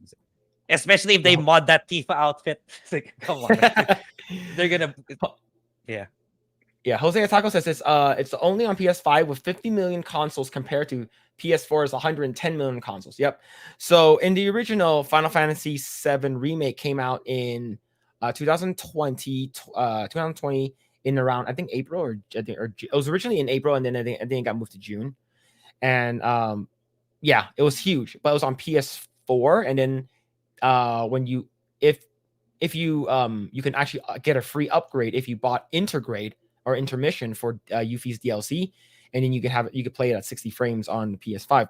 But the thing is that if you compare the actual graphics, like the graphic, because I'm playing on graphics mode right now, because I was playing on performance, and then now I'm playing on graphics mode. Graphics mode is absolutely gorgeous. Like, but the frame rate is okay. To Remake. I'm used to the frame rate. The frame rate is locked at 30. Oh, okay. Yeah, it's locked at 30. And I know that Square said that they're trying to make performance mode look better. It's because performance mode in some shots does not look great. Because I played performance mode for like the first 2 streams. And then ever since we got the Coastal Cell Soul and I saw Tifa's huge knockers, I switched it to graphics mode because I had to see it in HD, right? Because I got my priorities straight, chat. And you know, like my eyes weren't like used to the 30 because it's so like slow. And afterwards, the jiggle physics of her tits made it bearable for me. And then I got used to it. So, but when I was in that scene where you go meet Dine in what's it called again, the prison in Corral. It looks really really good.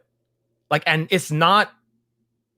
It's like I know I say that like, oh, graphics isn't everything anymore. It's all about gameplay. I think gameplay is key, and it's followed by story, which is true. The gameplay itself is god tier. I think they took whatever from remake and made it better, right? So like for me, gameplay is good already. But next is like, okay, story. I already know where the story goes. So what about the graphics?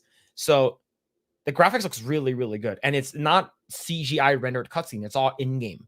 So like if you're looking at it, like it looks really really good. And I think that's the reason why PS4 can't handle it. It's because they wanted to work on this game in Unreal Engine 5, but it wasn't working out for them. So they basically did an Unreal version 4, but they did like in-house modifications to make it look as good as it can. Right? It's not done in Unreal 5.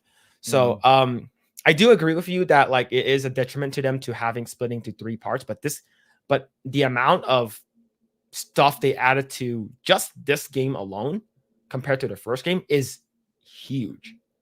It's really really good. Yeah. I understand where you're coming from. I get it. It's like they added so many. It's like it's such a huge visual upgrade. They added so many new places. Like, but it's so hard to get. Example like me. It's like, oh, you should get Rebirth. Oh, but it's part 2. I still need to play part 1. Whereas if you compare it to getting just one entire complete package, that's easier. It's a lot easier to convince people to get in. It's like, oh, you mean I have to buy part 1? Oh, I have to buy Intergrade just so I can appreciate what's going on in Rebirth.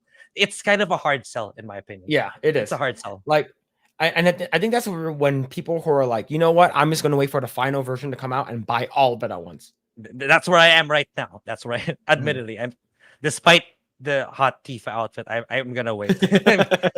I'll wait. I'll get my Coomer content elsewhere.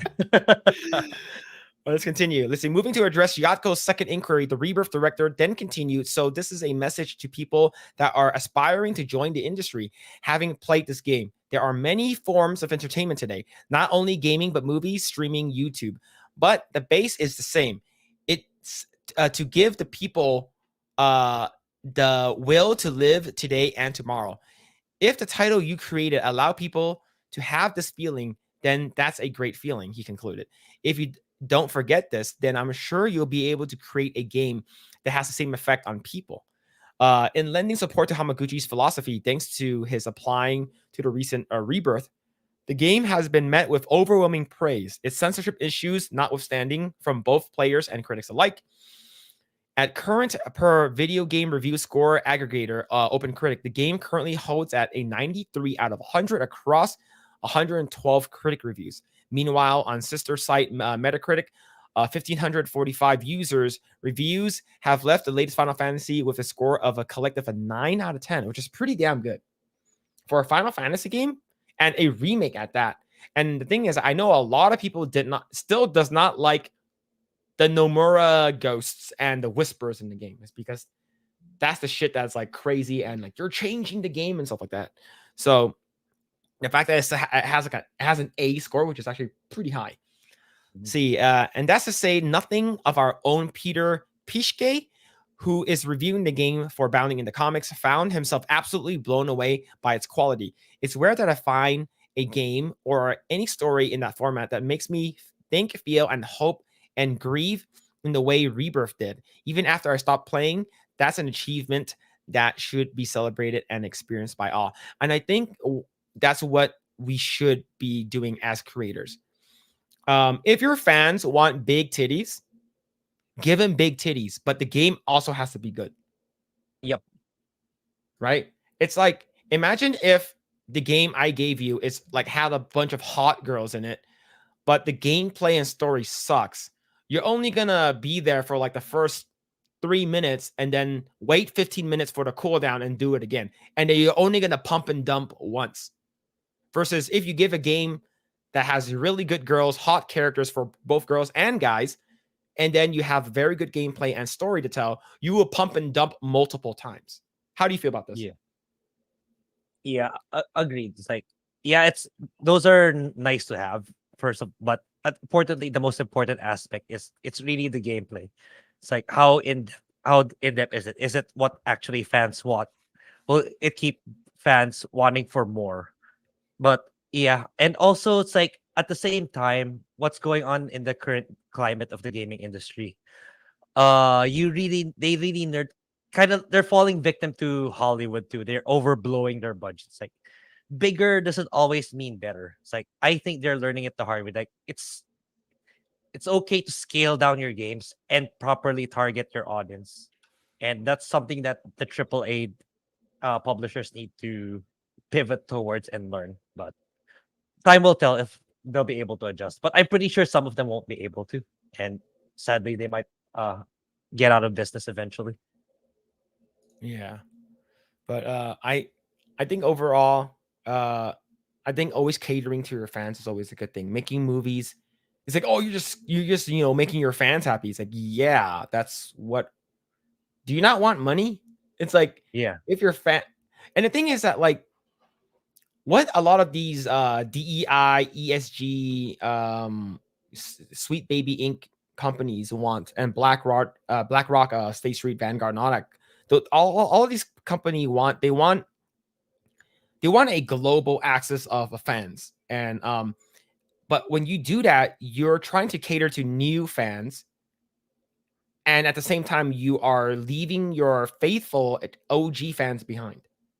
Yeah, it's like the saying. It's like if you're trying to cater to everybody, then it's meant for nobody. Basically, Mhm. that's Yeah. basically it. That's what's happening. So it's like they're trying to go after the green haired weirdo on Twitter. Like, it's gonna end up pleasing no one because of that. If you're gonna go after those kinds of people, but yeah, those anyway, they'll still continue trying to fund those kinds of content or those kinds of projects, so which will end up being in the dumpster fire. I don't know. It's gonna be a long battle against these kinds of institutions. Sadly, Yeah.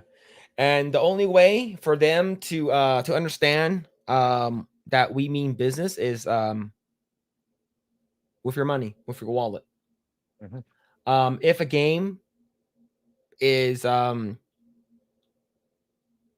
like turning woke and it's gonna be shit and you don't like, and you're not liking where it's going, don't buy it. Don't pay for it. Don't do anything. And it's a collective thing, right? Like people will see it. It's like, oh, like I don't like what they're doing with this character. You know what? Like I'm not gonna I'm gonna dip. Like I'm not even gonna care about this stuff. And then they're gonna see it. Of course, the first and foremost, they're gonna blame their audiences. But the thing is that we know what happened with Madam Web. We know that shit bombed, and it's not making any money. It didn't even make back his money. It barely made back his production money. But remember when we read an article and we were live with what's called on side scrollers, when we saw that Sony is moving in the way of Silk to cater to their male audiences, which is what they should do. It's because that is your main fan base. Mhm.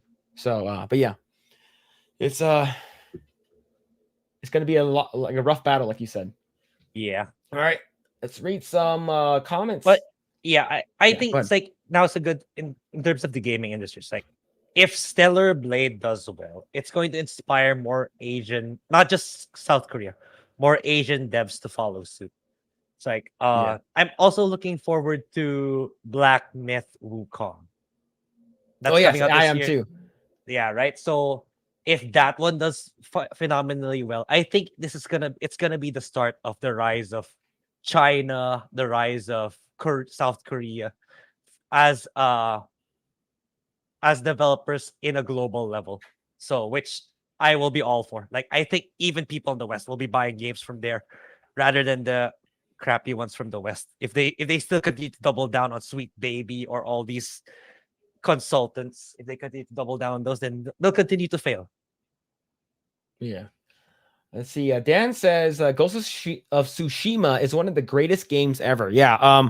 That game looks. When I watched, okay, I didn't play it, but I watched people play it on Twitch. That game looks fucking amazing. Yeah, Like, and it's coming out. It's coming out on PC really soon, like 2 Oh months from shit! now. Really? Yeah. So Oh man, the mods are gonna be fucking crazy. yeah, I never played it myself, but I can see it's a really really good game. I might jump into it this year. Yeah. I see Midnight Mike says, I'm just not interested in the new Final Fantasy games. Ever since Square merged with Enix, the quality of their games have gone down. Gone downhill. Well, the thing is that Monolith Soft was their shit. Like Square, when it was Squaresoft, they were unstoppable. Like if you think about it, right? Yeah, You got Xenogears, mm-hmm, right? Like mm-hmm. Gears, you got all the original Final Fantasies up until Final Fantasy 10.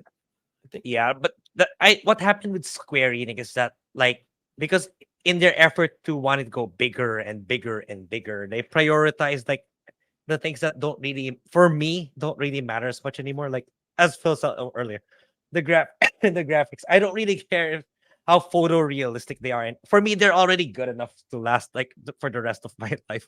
It's more of the substance, like how much of the gameplay is actually fun, how much can you actually change in terms of the gameplay? Can you be more tactical? Can you deviate? Can you change the story if you do this and do that? For me, that's the more fun aspects in role playing games than simply like making it easier and easier and just it's ending up being more like a button masher now. It's I know Yeah. it's a bad way of saying it, but that's what I feel that Square Enix headed compared to say like Falcom or Nihon Ichi that stays more faithful to the JRPG genre. Yeah, and that's the reason why a lot of people really liked like Xeno Chronicles. It's because Xenoblade Chronicles. that's OG Square. It's the Yeah. Monolith Soft. Like that's their portion of it. And they went off doing their own shit. And that's why like Xenoblade Chronicles 2 was like fucking like I never played it, but like everyone fucking loved that game. Come on. You get Pyra and Mithra, those giant little titty woman. You know, Mhm. like it's awesome, right? So and this Square Enix went their own way. But I get it. Let's see. Cognicat says Ghost of Tsushima is one of the few titles I ever did absolutely everything. Oh man. Yeah, and I believe they added in multiplayer later on, and a lot of people actually said that it was actually really fun. Yeah, let's see. Satan says the only other Squaresoft game I played back in the day was Front Mission. Didn't they port or remaster that recently? I'm If not I'm sure. not mistaken, sometime last year. I think I could be wrong, but it might be another game. But I know they ported or remastered it recently. Yeah, let's see. Dan says I got to pick up out Starship Troopers. Yeah, I heard it's really good. Yeah, You got to play with Dave. He says that it's hard. He says that he's playing it with is. another guy. Like playing by yourself. He said that it's sort of hard. Oh, really? Oh, okay. Yes, because I believe that game is It, meant to play online. yeah, It's meant to play with people. cooperatively. Yeah. Yeah. Let's see, Cognitas says I love Final Fantasy series, but less so in recent years. And Final Fantasy 16 really let me down. Yeah, Final Fantasy 16 was good, and then it was gone. It's because it was Yeah. like after I beat the game, I was like, oh, okay, cool, that's it. Like I don't think about it. Yeah, I really thought hard if I wanted to cover FF16 because I felt like it wasn't for me. It's like you only get to play as one guy and it's completely purely action now. And it's like fundamentally the same gameplay. You get new combos, more powerful combos later on. But for that kind of gameplay is good for like 10 to 20 hours. But for it to be 70 hours, I don't think I'll be able to I don't think I have the attention span to make it to the end. That was my Yeah. gripe with FF16. And the thing is that like the DLC is coming out. I don't fucking care about it. I'm not gonna buy it. Yeah, I get the feeling it's just more of the same, more of the super, super flashy, photorealistic graphics that you just press one button in the QTE to fight whatever it is you're fighting. Yeah, and the icon fights, don't get me wrong, they're really cool, Yeah. but you don't want to do them again. Like, can you just fucking skip the icon fights, right? Yeah, exactly. Yeah, that's what I felt when I saw you streaming. It's like, nah, I don't think this game will stick with me. Yeah. Let's see. Midnight Mike says Xenogears best Squaresoft game ever made, in my opinion. I would say it's really good, but Toriyama just passed away, man. You got Chrono Trigger even better for me now, and I played it last year. The music is still really good. I played the PC version, so I had the animation, like the anime cutscenes in the game, because I have the Chrono Trigger SNES cart, like the actual cartridge, and like I gave it to my cousin, and the cartridge it couldn't hold the actual like cutscenes. So the only way that you can actually see the cutscenes is if you bought the what's it called again, the Chrono Trigger collection for PlayStation. But yeah, let's see. Cavitano says physical sales of collector's edition on Square Enix is sold out right now. The thing is though, they always run out. Like regardless, like the next mainstream game, if they have a collector's edition, deluxe edition, they always run out. But again, it's in terms of if you look at it at a macro perspective, it may not be enough given the budget of the development cost of the game. So I wouldn't use the collector's edition as a barometer in terms of how well the game is doing. I do have it. The statue is fucking huge. Yeah, you always buy those editions for Final Fantasy. Did you see it? Have you seen it yet? No, I Like haven't. scale. All right, let me get it. Let me get it really quick so you guys can see it. I actually have it. So I unboxed it on stream. Give me a second. Yeah, that thing is I think 19 inches. That thing is massive. Is it beside you? Is it in the room? It's in the next room. I'll grab it really quick. Okay. Yeah. Yeah. Okay. Yeah. Hold on, chat. Yeah. So it's like when even here in the Philippines, like whenever I check a new major releases coming out, like Persona 3, Final Fantasy, or whatever. Okay, like let me check. Whenever the next big mainstream games coming out, whenever there's a deluxe edition, collector's edition, they always run out. Always. But that's not really an indicator if here I'm looking at Rebirth right now. The deluxe edition is out of stock. The collector's edition is out of stock. Even though the collector's edition is like $500, it's out of stock. But they always run out of stock. But again, that's not really a measure of the overall sales performance of the game. So I wouldn't use their collector's edition as an indicator whether a game is doing good or not. Yep. All right, here we go. I'll show you. This thing is I think that's how you do it. I don't know how to make this thing my screen full screen. I think solo layout. Click. Is this solo layout? Present, then share screen. Present. No. I just want to make my screen full screen. That's it. I'm boomering this right now. Hold on. There it is. There we go. All right. So this thing is huge. Oh yeah, it's huge. Yeah. So here's the base. Here's the base, and nice. Yeah, this thing is 19 inches. How's the material? Is it really good? How's the material? Yeah, it's heavy. It's heavy, and the pegs that are under the boots that plugs into this structure over here, it's metal, like under the boots. Yeah, the wings too. It's so big. Like I can't fit this into my display case. Oh, like yeah, it's massive. So I like the thing is I did get the Final Fantasy 7 one. What's it called again? The Final Fantasy 7 remake one, which is Cloud on his Fenrir, which is his bike. It's pretty big too, but it's like more like wide. But like this thing is like super tall.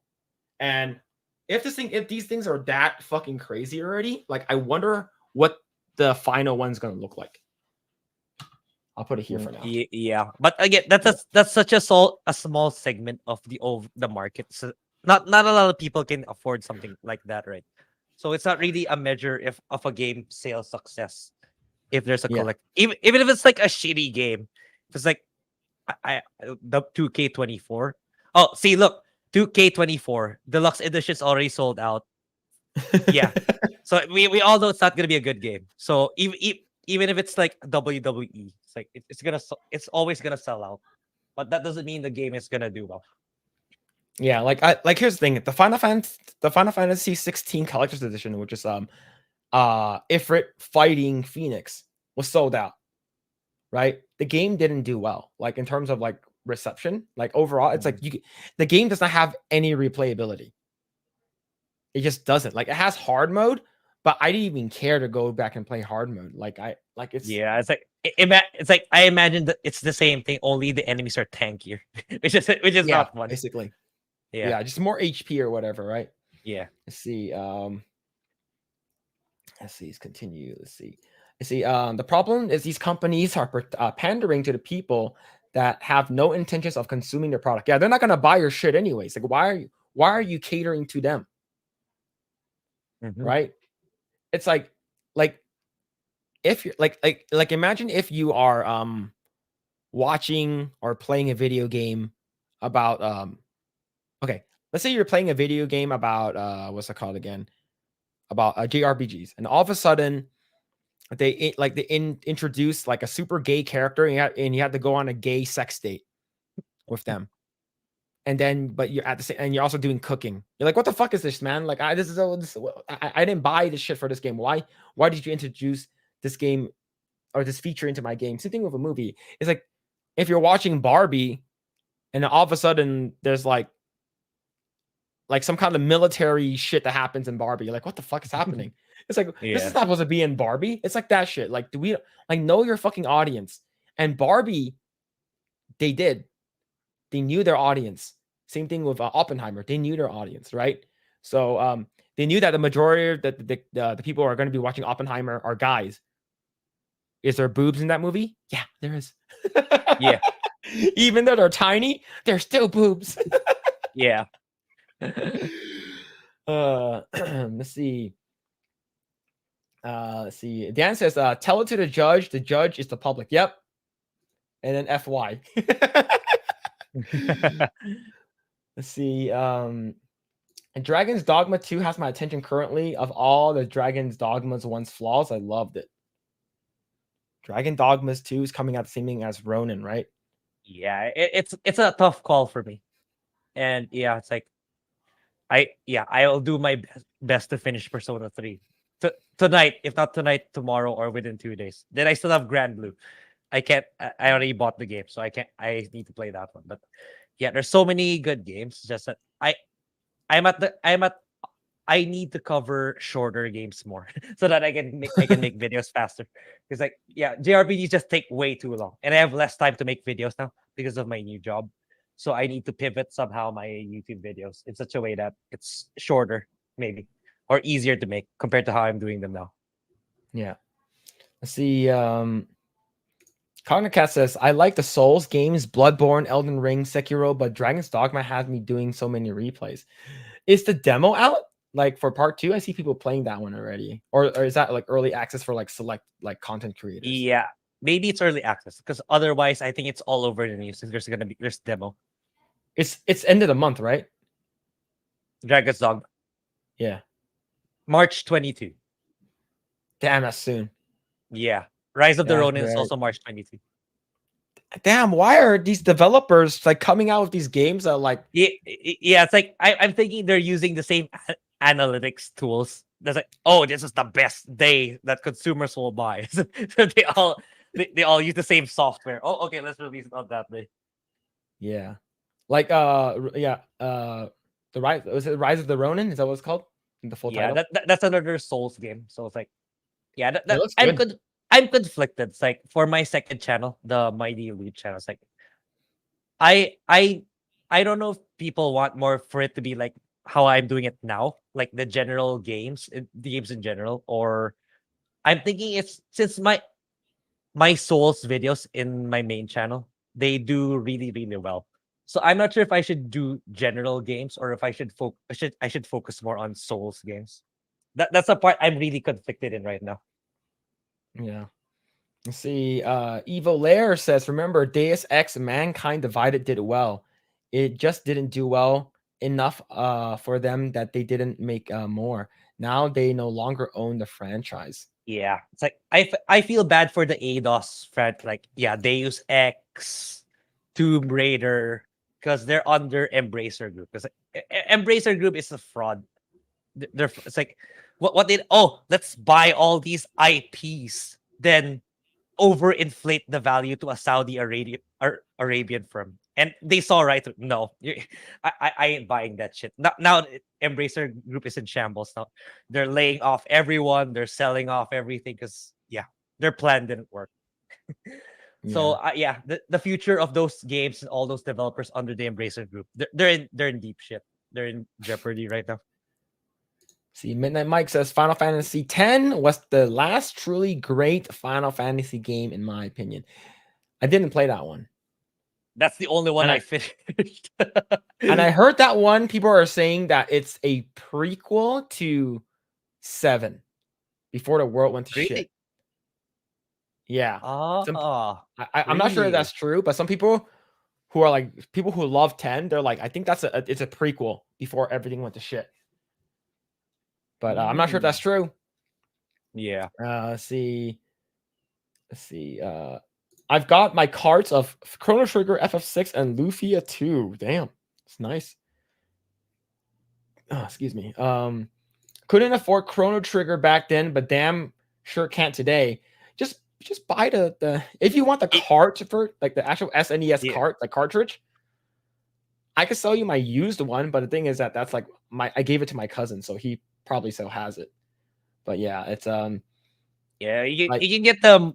Just get a Switch version or the digital versions in all the consoles.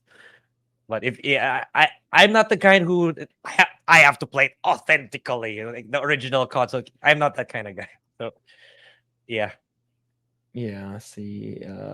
Chrono Trigger sent me back $70 back in the day. I worked and my tender young asked for it. Yeah. I'll tell you how I got my version of Chrono Trigger. We had a neighbor. His name was Alan. He's a lot older than I am. I think he's like around like 8 years older than I am. And like for me, and like he had what's it called again? A bunch of Super Nintendo games, and he goes to Japan a lot. So he had a bunch of like games that are from Japan and stuff like that. So when he was moving, he's like, hey, do you want to buy all of my Super Nintendo stuff for $20? It's like whatever is here, just for $20. It's like, we're like, me and my cousin were like, fuck yeah, let's go. We didn't know what was in the box. So what was in the box was Breath of Fire 1, unopened. It was still in the box. They had Virtual Bart, which is a good game in my opinion. He had this thing called Special Partner, which is let me find a Special Partner for you. Some people who don't know what Special Partner is. They don't make this shit anymore because it's fucking illegal. You're not supposed to have this shit, but we had it and it was awesome. So let me show another one over here. There it is. So let me zoom in. So this is a Special Partner right over here. So this is a Famicom, but this works on an SNES as well. So so what this is this thing over here, and you see these ports on the side, like one on the left and one on the right over here. One side of it is for Super Nintendo games or Famicom games, or one side is for Sega Genesis games. Yeah, that's cool. That's so cool. So you can play like here's the thing: the Famicom cartridges do not fit in the Super Nintendo cartridge. You actually need to carve these little pegs inside your Super Nintendo in order to fit the Japanese cartridges. They just won't fit. But the chips do actually fit in the slot, but the actual cartridges do not. So you need to carve it.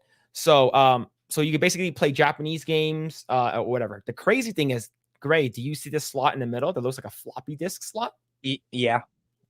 You can basically copy the games into floppy disks. And basically, me and my cousin, we had a box full of floppy disks like this. Nice. So we had a bunch of Super Nintendo games. We had a bunch. So basically, we would go to Blockbuster, rent the games, or these like the video games, video game stores that we could rent games. We go there, we rent them, and if we liked them, we copied them onto the floppy disks. And basically, we had these copies of them, which is like nice. Yeah, this machine is fucking awesome. I had this as a kid. So he had that. And he had an unopened Chrono Trigger in the box. Is it still unopened? Oh Or fuck he- no! We opened that show and played the shit out of it. We played the shit out of that thing, man. But yeah, he sold us a bunch of his Super Nintendo games, which is pretty awesome. Let's see. Keep the statue away from my baby boy once he's able to walk. Oh, he's able to walk already. He's just if he's getting better at walking. Yeah, he's gonna poke his eye out from the sword. But yeah, we're probably gonna start baby proofing the house and having things closed where he can't get to him and stuff like that. Yeah. Let's see. Just JK says, I heard they blurred out the faces of certain people in a WWE game. I'm in that game. If you guys didn't know. Which 2024? Oh, really? I think it's 2024 or 2020 last year's 2023. This incoming one? This incoming one? No, the last one, the previous one. Oh, okay. So I have a friend. Her name is Christina, and she used to be my producer. And me and her, we kept in touch. And she moved over to 2K. And she was a producer then. And then they have this thing called like the Thunderdome, where they basically show what's it called again? They basically show your what's it called Zoom faces on the back of the screens instead of like fans. Like actual people are reacting to stuff. So my face is in the game. My face is like this. If you actually look for it, it's like my face is like. But yeah, I'm in there. So like one of the Thunderdome stuff is like we're there. So it's actually pretty funny. Let's see. I still like playing Gwent. I've never played Gwent. Grae, did you play Gwent in? I did it. I went focused on killing the monsters. I didn't have the patience for the card game. Sorry. I heard good things about it though. Yeah. Matt Rives, Matthew Rives, I'm assuming it's Rives. Is there a demo for the game? I don't know. I need to check, but as far as I know, I think it's early access for large content creators. Like I know, like Maximilian Dude has early access. He's played it already. Yeah, and I heard that Asmongold was getting this copy. He spent 2.5 hours in character creation. Jesus. Oh, okay. It's what's available is character creation, but that's it. Ah, I see. Character creation is available. Okay. See, Economicast says the DD2 is keeping a few systems. I think it should abandon one save file per account, no co-op for instance. Wait, what? There's no co-op? One save file? Why why only one? Yeah. What if you want to? What if you want to play multiple characters? Maybe he's a DLC. I don't know. Maybe he's day one patch. That is weird for a RPG game. Very weird. Yeah. Let's see. Let's continue. Pyra and Mithra aren't the only big boob ladies in Xenoblade Chronicles. Look up. Is it Perun or Perun? Dahlia, Praxis, and Bridget. Yeah. It's a shame they dumbed it down in the third game. Now the third game didn't do as well. I'm looking it up now. Xenoblade 2. Yeah. You gotta give me ideas for the mid journey, man. Oh yeah, she's pretty. Yeah, she's a dark chick, dark hair, dark featured, light hair, big titties. All right, it's pretty nice. Pretty nice. All right, next one is Dahlia. I'm sorry, chat. I have to make sure that we don't get banned. Ooh. Okay, we'll show this one. This one does. Since the chat was being good today, we'll show this one. We'll show this one right here. Wow. Yeah. Yeah, it's pretty good. It's pretty good. Let's see. Chrono Trigger rocks so hard. Yeah, Chrono Trigger is amazing, man. I love the soundtrack too. Didn't Asmongold Coomer defend Ackmam? Yes, he did. Yeah. That's why if you actually look at his videos, it's heavily ratioed. I didn't watch the whole video, but I knew he didn't have the full context to it. So I just didn't watch. Yeah, he's probably gonna shit on Az because he doesn't have the full context. But yeah, Asman has had some bad takes recently. He also defended Hassan. Yeah. He also defended Hassan. So if you actually look at those videos, the Hassan video, because we're talking about Hassan basically bitched about being a streamer is harder work than a 9-to-5 day job. And then we're Yeah. like, what the fuck are you talking about? Like, oh, you actually get people who are mad at you all the time. They judge you how you look. Bitch, you could just fucking ban them. If I'm at Starbucks and I made a person's drink wrong by accident and they are in a rush, they will yell at me all the fucking time. I cannot ban them. I cannot mute them. And do you know what's going to happen? I will get in trouble. I'll get written up. But do you know who had amazing take on that? Charlie. Did you see his clip? No. What did he say? Oh, let me actually bring it up so you can see. It's actually he is extremely based on that. Let's see. Okay. Yeah, but I yeah, haven't watched Charlie in a long time. let's see. Let's see. I think is it's really recent. Let me see if I can find it. Okay, here it is. It's, it's 10 minutes. It's 10 minutes long though. Do you want to watch it? It's 10 minutes long. Yeah, go ahead. I mean, we're just talking about random shit, so we might as well. Okay, so all right, let me bring it up. It's like if you actually go look at his so this is Moist Charlie clips on YouTube, right? And it has 8,000 upvotes and 86 downvotes right over here. So you see over here. And if you actually go to Asman Gold's like video for that one, because this is Clips channel. If you go to Asman Gold's video, it's like last time I checked for his Hasana one, it was like 12 or 13,000 dislikes and then 10,000 likes. Yeah, so all right, let's go ahead and let me know if the audio is too high. It's so weird how that's become like a debate. It's fine. For me, it's fine. I'll say it for the people in the back. I've said it since day one when I started streaming. And even back when I was streaming on Justin TV in 2010. Streaming is by far the easiest job you can ever have. Like, I think anyone in the industry will tell you that. There's different levels of stream effort.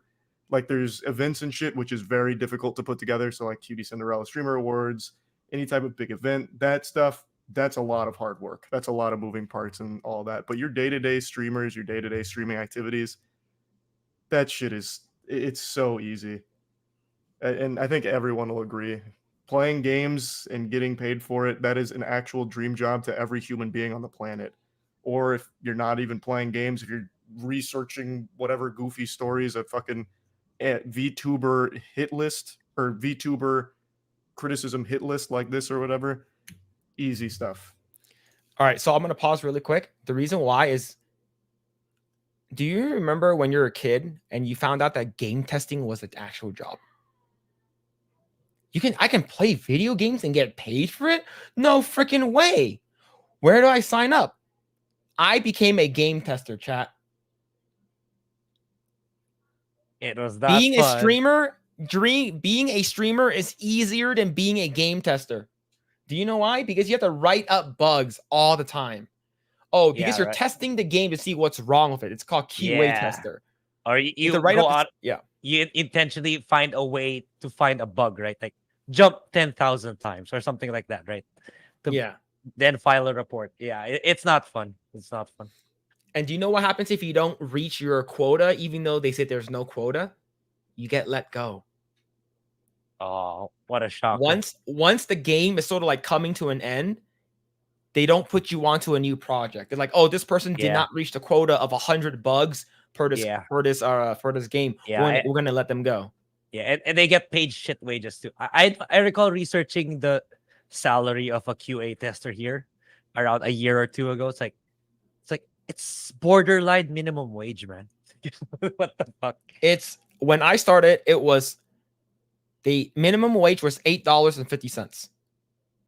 They're like, we're paying you above minimum wage. Here's $10. And then they're like, oh, but you know, when the game releases, you get a free copy. And during this time, so my first QA job was with Activision. All right, and this is Activision after they have merged with Blizzard. So basically, what I did was I played Guitar Hero for like 9 months. Okay, I played Guitar Hero for 9 months. When the game released, they gave me a free copy of Guitar Hero, and I can buy any Blizzard game for $5. Any Blizzard Activision game for $5. That's basically my perk. But the thing is, you get treated like shit, man. Like, you get overtime. Yeah, you work constant overtime. The longest I've ever worked was 18 hours. That was for Call of Duty. For Call of Duty Black Ops 1. So because we were doing like zombies, and they need to get this like issue fixed, and it was like a very isolated issue where you if there's a crawly zombie and you stick all of them with an explosive arrow, and all the explosive arrow goes off as once, the game crashes. Very fucking specific. Very hard to get. And I lost so much hours of sleep. But the thing is that is being a game tester like that easier than being a streamer? Hell no.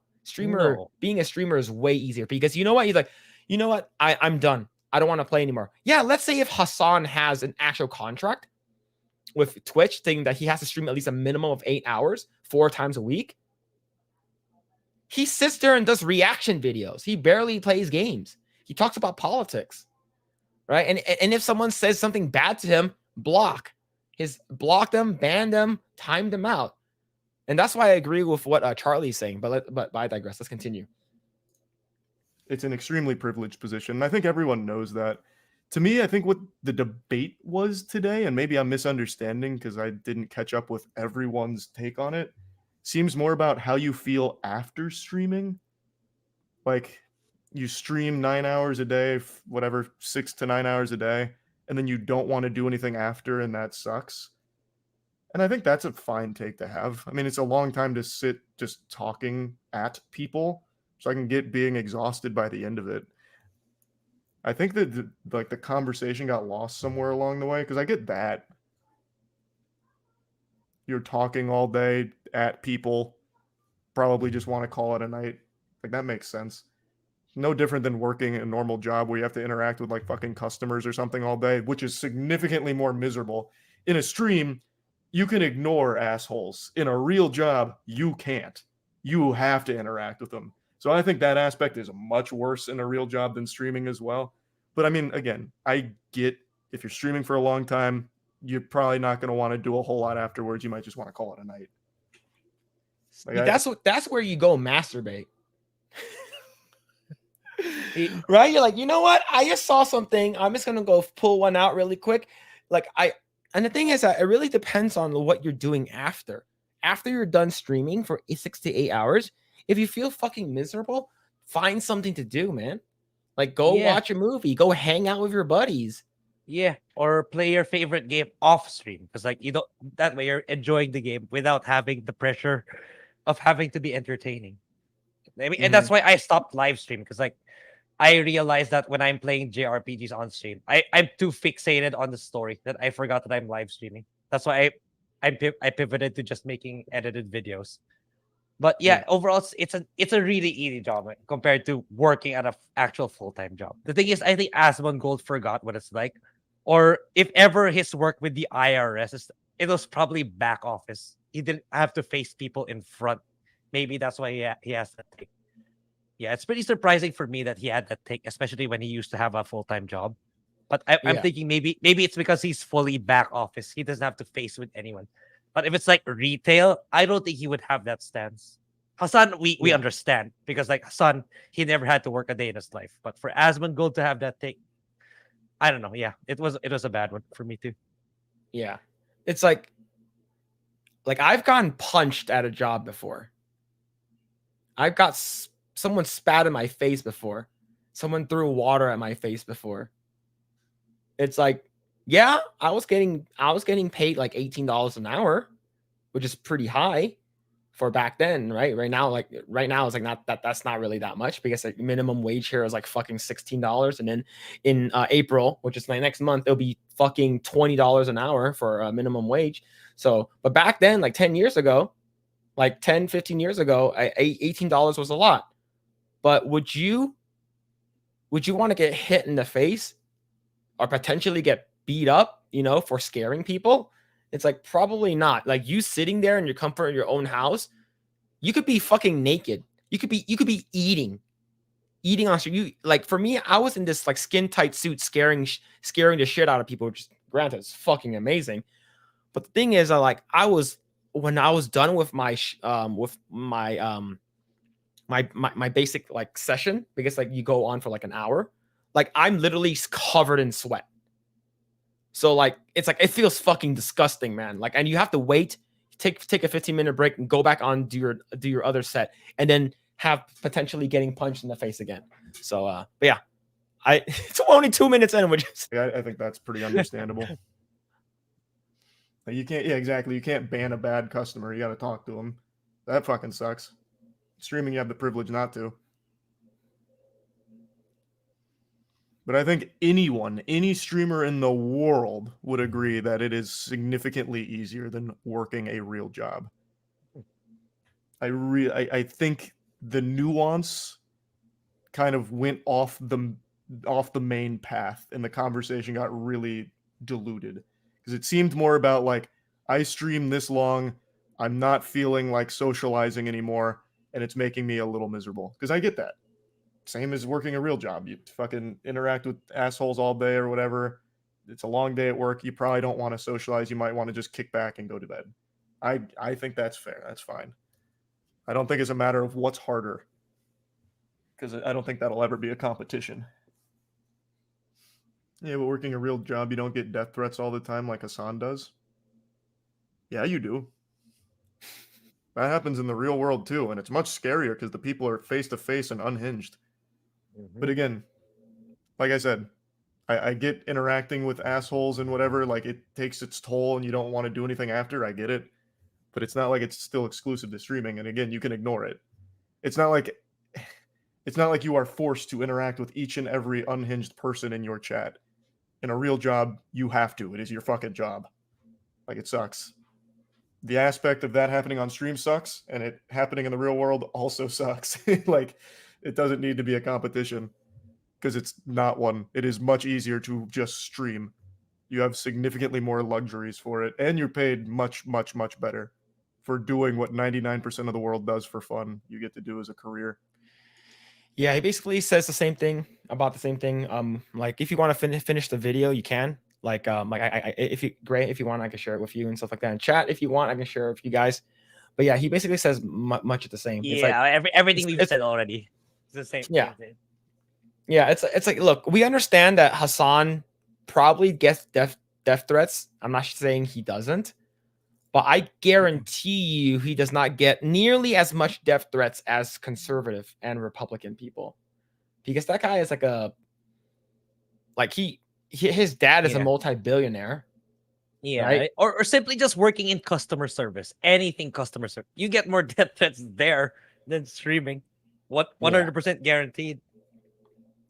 But yeah, so like I think people who are just like, you know, doing that kind of stuff, you know, it's like Asmongold, like it like I can actually let me see if it what is his let's go to Asmongold's thing. Asmongold, I want to see his ratio. So which one was it? It was the okay, so please stop this. So the Ackman one. So the Ackman one, he has is basically 50-50. So over here, 8.3 to 7.5.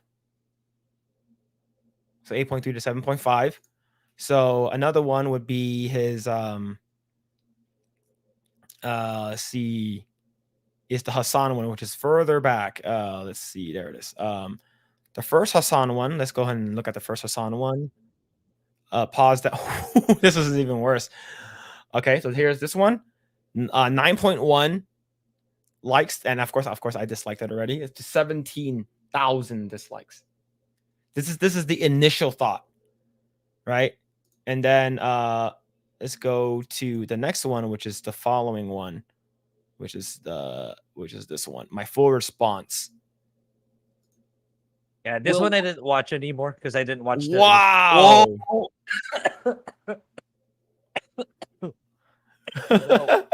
Grae's dying from this news. 15,000 to 31,000. Holy crap. Right? And you get people like this. It's like streaming will never be as mentally draining as getting up every day to go to a dead end job just to pay bills to survive. Huge out of touch streamer moment. Holy shit, guys work one tax season and acts like he's seasoned the worker. Yeah, he basically only, the thing is that Asmon is like 32. Yeah. Right? He's like 32 or something like that. He Yeah. worked one job in his life, and most of the time he's been streaming. He started streaming when he was in I think high school, and Yeah, he's one of the, you could say he's one of the pioneers, especially Yeah. with World of Warcraft walkthroughs. Yeah. So like it's he owns this guy owns 2 companies, probably Yeah. 3 companies now. Yeah, yeah. He's one of the top streamers. Yeah, it makes sense as a business owner from time to time. Yeah, you can't go 100% hands off from your companies, but that's just like what you have to allot a few hours or maybe one entire day for those 2 companies. But that's about it. That's about you stream. He gets to do whatever he wants for the rest of the week. So that comparing that to a full-time regular average Joe job, it's like yeah, you have it much easier, dude. That's just Yeah. the way it is. Imagine saying that streaming is harder than working as a cop, especially nowadays. Going to work, potentially getting killed. Oh yeah, or maybe sanitizing the sewers. Streaming is harder than that, huh? Yeah, like do you know who they should talk to? Mike Rowe. I talked about this before. He should talk to Mike Rowe, which is the guy who does 30 jobs. And Yeah. I think that guy's awesome.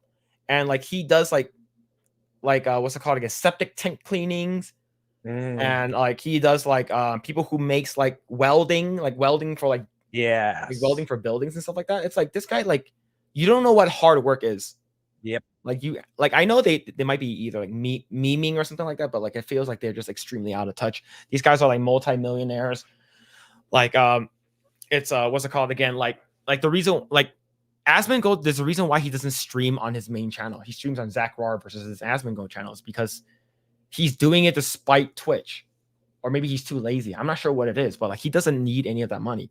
Yes, a lot Because the thing is for content creators like him, it's like if you get super big already, you can simply just have editors segment your highlights and just upload to YouTube, and it's still gonna make a lot of money.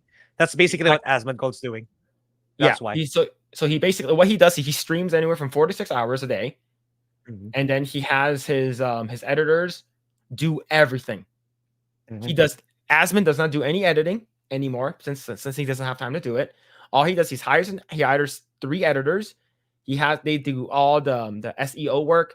He does all the tagging, the editing, the thumbnails. Everything is done by them, and Asmon gets all the money. And Asmon pays the editor like a fixed amount. I'm pretty sure. Yeah. I imagine that's how it works. Yeah. And here's the thing: Asmon is pro UBI. Grae, do you know what that is? Yeah, I was gonna ask what that is. Universal basic income. That means that the government. Oh, really? I'm surprised that he is. He is pro UBI. Really? Oh, yes. I wouldn't think that he is actually. Oh, sad. Now I know. Now I know. He says it multiple times. He said that I'm pro UBI. The government should pay for everything. So I'm just like, oh my god, this guy's fucking out of touch. Like, yeah, it's like, it's not like the money's gonna be so devalued now because everyone has it. I don't know. Yeah. Oh man. All right. You have anything else you want to talk about? Not really. I think we covered everything there. Well, for me, I don't think we missed anything anymore. So it's all sweet baby, and sadly, and Toriyama. Yeah. I really couldn't find anything else on YouTube this week. It's all that, and we already talked about the games, but yeah. So when I'm done with Persona 3, I'm probably gonna solicit some. I'll make a video about my take on what I want for the future for my personal channels. Yeah, because I really want to do more commentating, more regular videos than how I'm doing it in my. Because it takes like Persona 3 is super long. That's why it's taken. Plus, I got sick. That's why it's taken so long for me to finally finish that video. But yeah, I need to play shorter games or cover more gaming news maybe, so that I can upload more videos here or in my other channels. So I'll probably talk about it in a video. I'll probably upload a video just me talking my ass off. But yeah, I don't know. I don't have anything else. All right. Let's see. Let's go ahead and read some more comments and then we'll call it. Let's see. Midnight Mike says QA testing is what early access games are now. Sad but true. A lot of the and people fall for them. It's like for every dark and darker, there's like 10,000 scam games in Steam. Yeah. See, Dan says I was a game master for a while during Wrath. That was a sweet and easy job. Well, here's the thing: you're like, hey, you're basically playing the game, right? And you're like, hey, man, can you give me free shit? Something like that. And I think I don't know how a game master in WoW works. I imagine it's similar to a dungeon master in D&D. So it takes a certain passion to be able to have that kind of role, in my opinion. You can't just you can't approach that kind of job like, oh, I'm just doing this for the paycheck. It'll permeate. It'll show in how you express yourself, how you handle the entire playthrough. So it takes a certain passion to do that kind of job too. So that's how I see it. Let's see. All right, let's see. Satan says that sounds like hell. Eggroll, 9 months of Guitar Hero. Yeah, 9 months of Guitar Hero, 9 months of what's it called again? What's that? Yeah, Call of Duty, Black Ops. Let's see. If I could make a living ranting at the camera, that'd be way easier and a dream. Yeah, imagine telling people that they're pieces of shit and then you get paid for it. Hassan's audience, basically. Yeah, basically. The irony, it's hardworking people working their asses off than paying Hassan. Yeah. Yeah. Let's see. If you want to spank one out, make sure you close the stream and turn off your camera. Yeah, true. True. Let's see. I lost a chunk of my finger at a job. Jeez. I have scars from jobs I had. Yeah. Yeah, like my cousin, he's a mechanic, an auto mechanic, and like he was spraying the what's it called again, the one of the belts, and I guess like he slipped and then his finger got caught in the fans and he lost like a good chunk of his ring finger, which is crazy, man. Let's see. I'd rather make a living streaming all day than what I'm doing now. Yep. Me too. Like what I'm doing now, like it's easy. But let's say if I'm just sitting here playing video games and people watching me. And here's the thing. I'm not really okay. I do it on when I stream on YouTube, I don't get any money. When I stream on Kick, it's whoever gift subs and stuff like that. But overall, like I don't make a lot of money streaming. I make very, very minimal, especially after taxes and stuff like that. But yeah, let's see. I have never watched any of these douchebags. Hassan, I don't know. According to you, he mostly has bad takes. But Asmon has, in fairness to him, he does have some good takes from time to time. It's just that these last two ones have been really bad, even for me. But for other topics, like he makes me think in ways that I have not thought of before. To be fair, he's actually in many cases, he's actually pretty smart. But yeah, maybe because he's so successful as a content creator, he can get so out of touch when it comes to these kinds of subject matters. And he doesn't get, because he's so busy or he's doing so many things, he doesn't get all the full context of stuff. Like the ones with Az and Ackman. Yep. It's definitely out of touch guy. And the thing is, like, he only reacted to, well, here's the thing, he's friends with the Ackman. Yeah. So it makes sense why he's on his side. Yeah. And the thing is, like, I didn't watch his entire video, but the only thing that he reacted to was to Ackman's side. Yeah. He did not react to Az's side of things. Right. Mm-hmm. And because if you actually look at Az's side of things, it's like it makes sense. He breaks it down one by one very well. Yeah. So like, it's definitely one-sided. So like, I wish like he said that he's trying to be bipartisan and he tried to be fair, I'm like, no, he's but not. he didn't. He didn't. Yep. Let's see. Yeah, he's pro UBI. Doesn't surprise me. And the thing is that he lives in Texas. Like, I'm surprised he's like that. But like his mom and his dad they're cool. They're based, right? His dad was in the military. His dad's extremely smart. Yeah. His mom His loved mom was a Alex writer. Yeah, I think his right-wing. mom was a writer. Yeah. She was a mom was writer. right. And she was also right wing and a conservative Republican. She loved Alex Jones and she loved Donald Trump. Yeah. Let's see. You spend a lot of time on boobs. I do. Yeah, we kind I of do. did. Yeah, I did. It was great though. It was a good great. portion of it. See, I wish we could talk more about it, but the thing is that we might get into a territory that we might get flagged. I said we don't get to play games while working, but yeah, people ask for free shit all the time. Answers no, bud, hell no. Let's see. Phil, imagine having to do 9 months of game testing on DOA Extreme Beach Volleyball.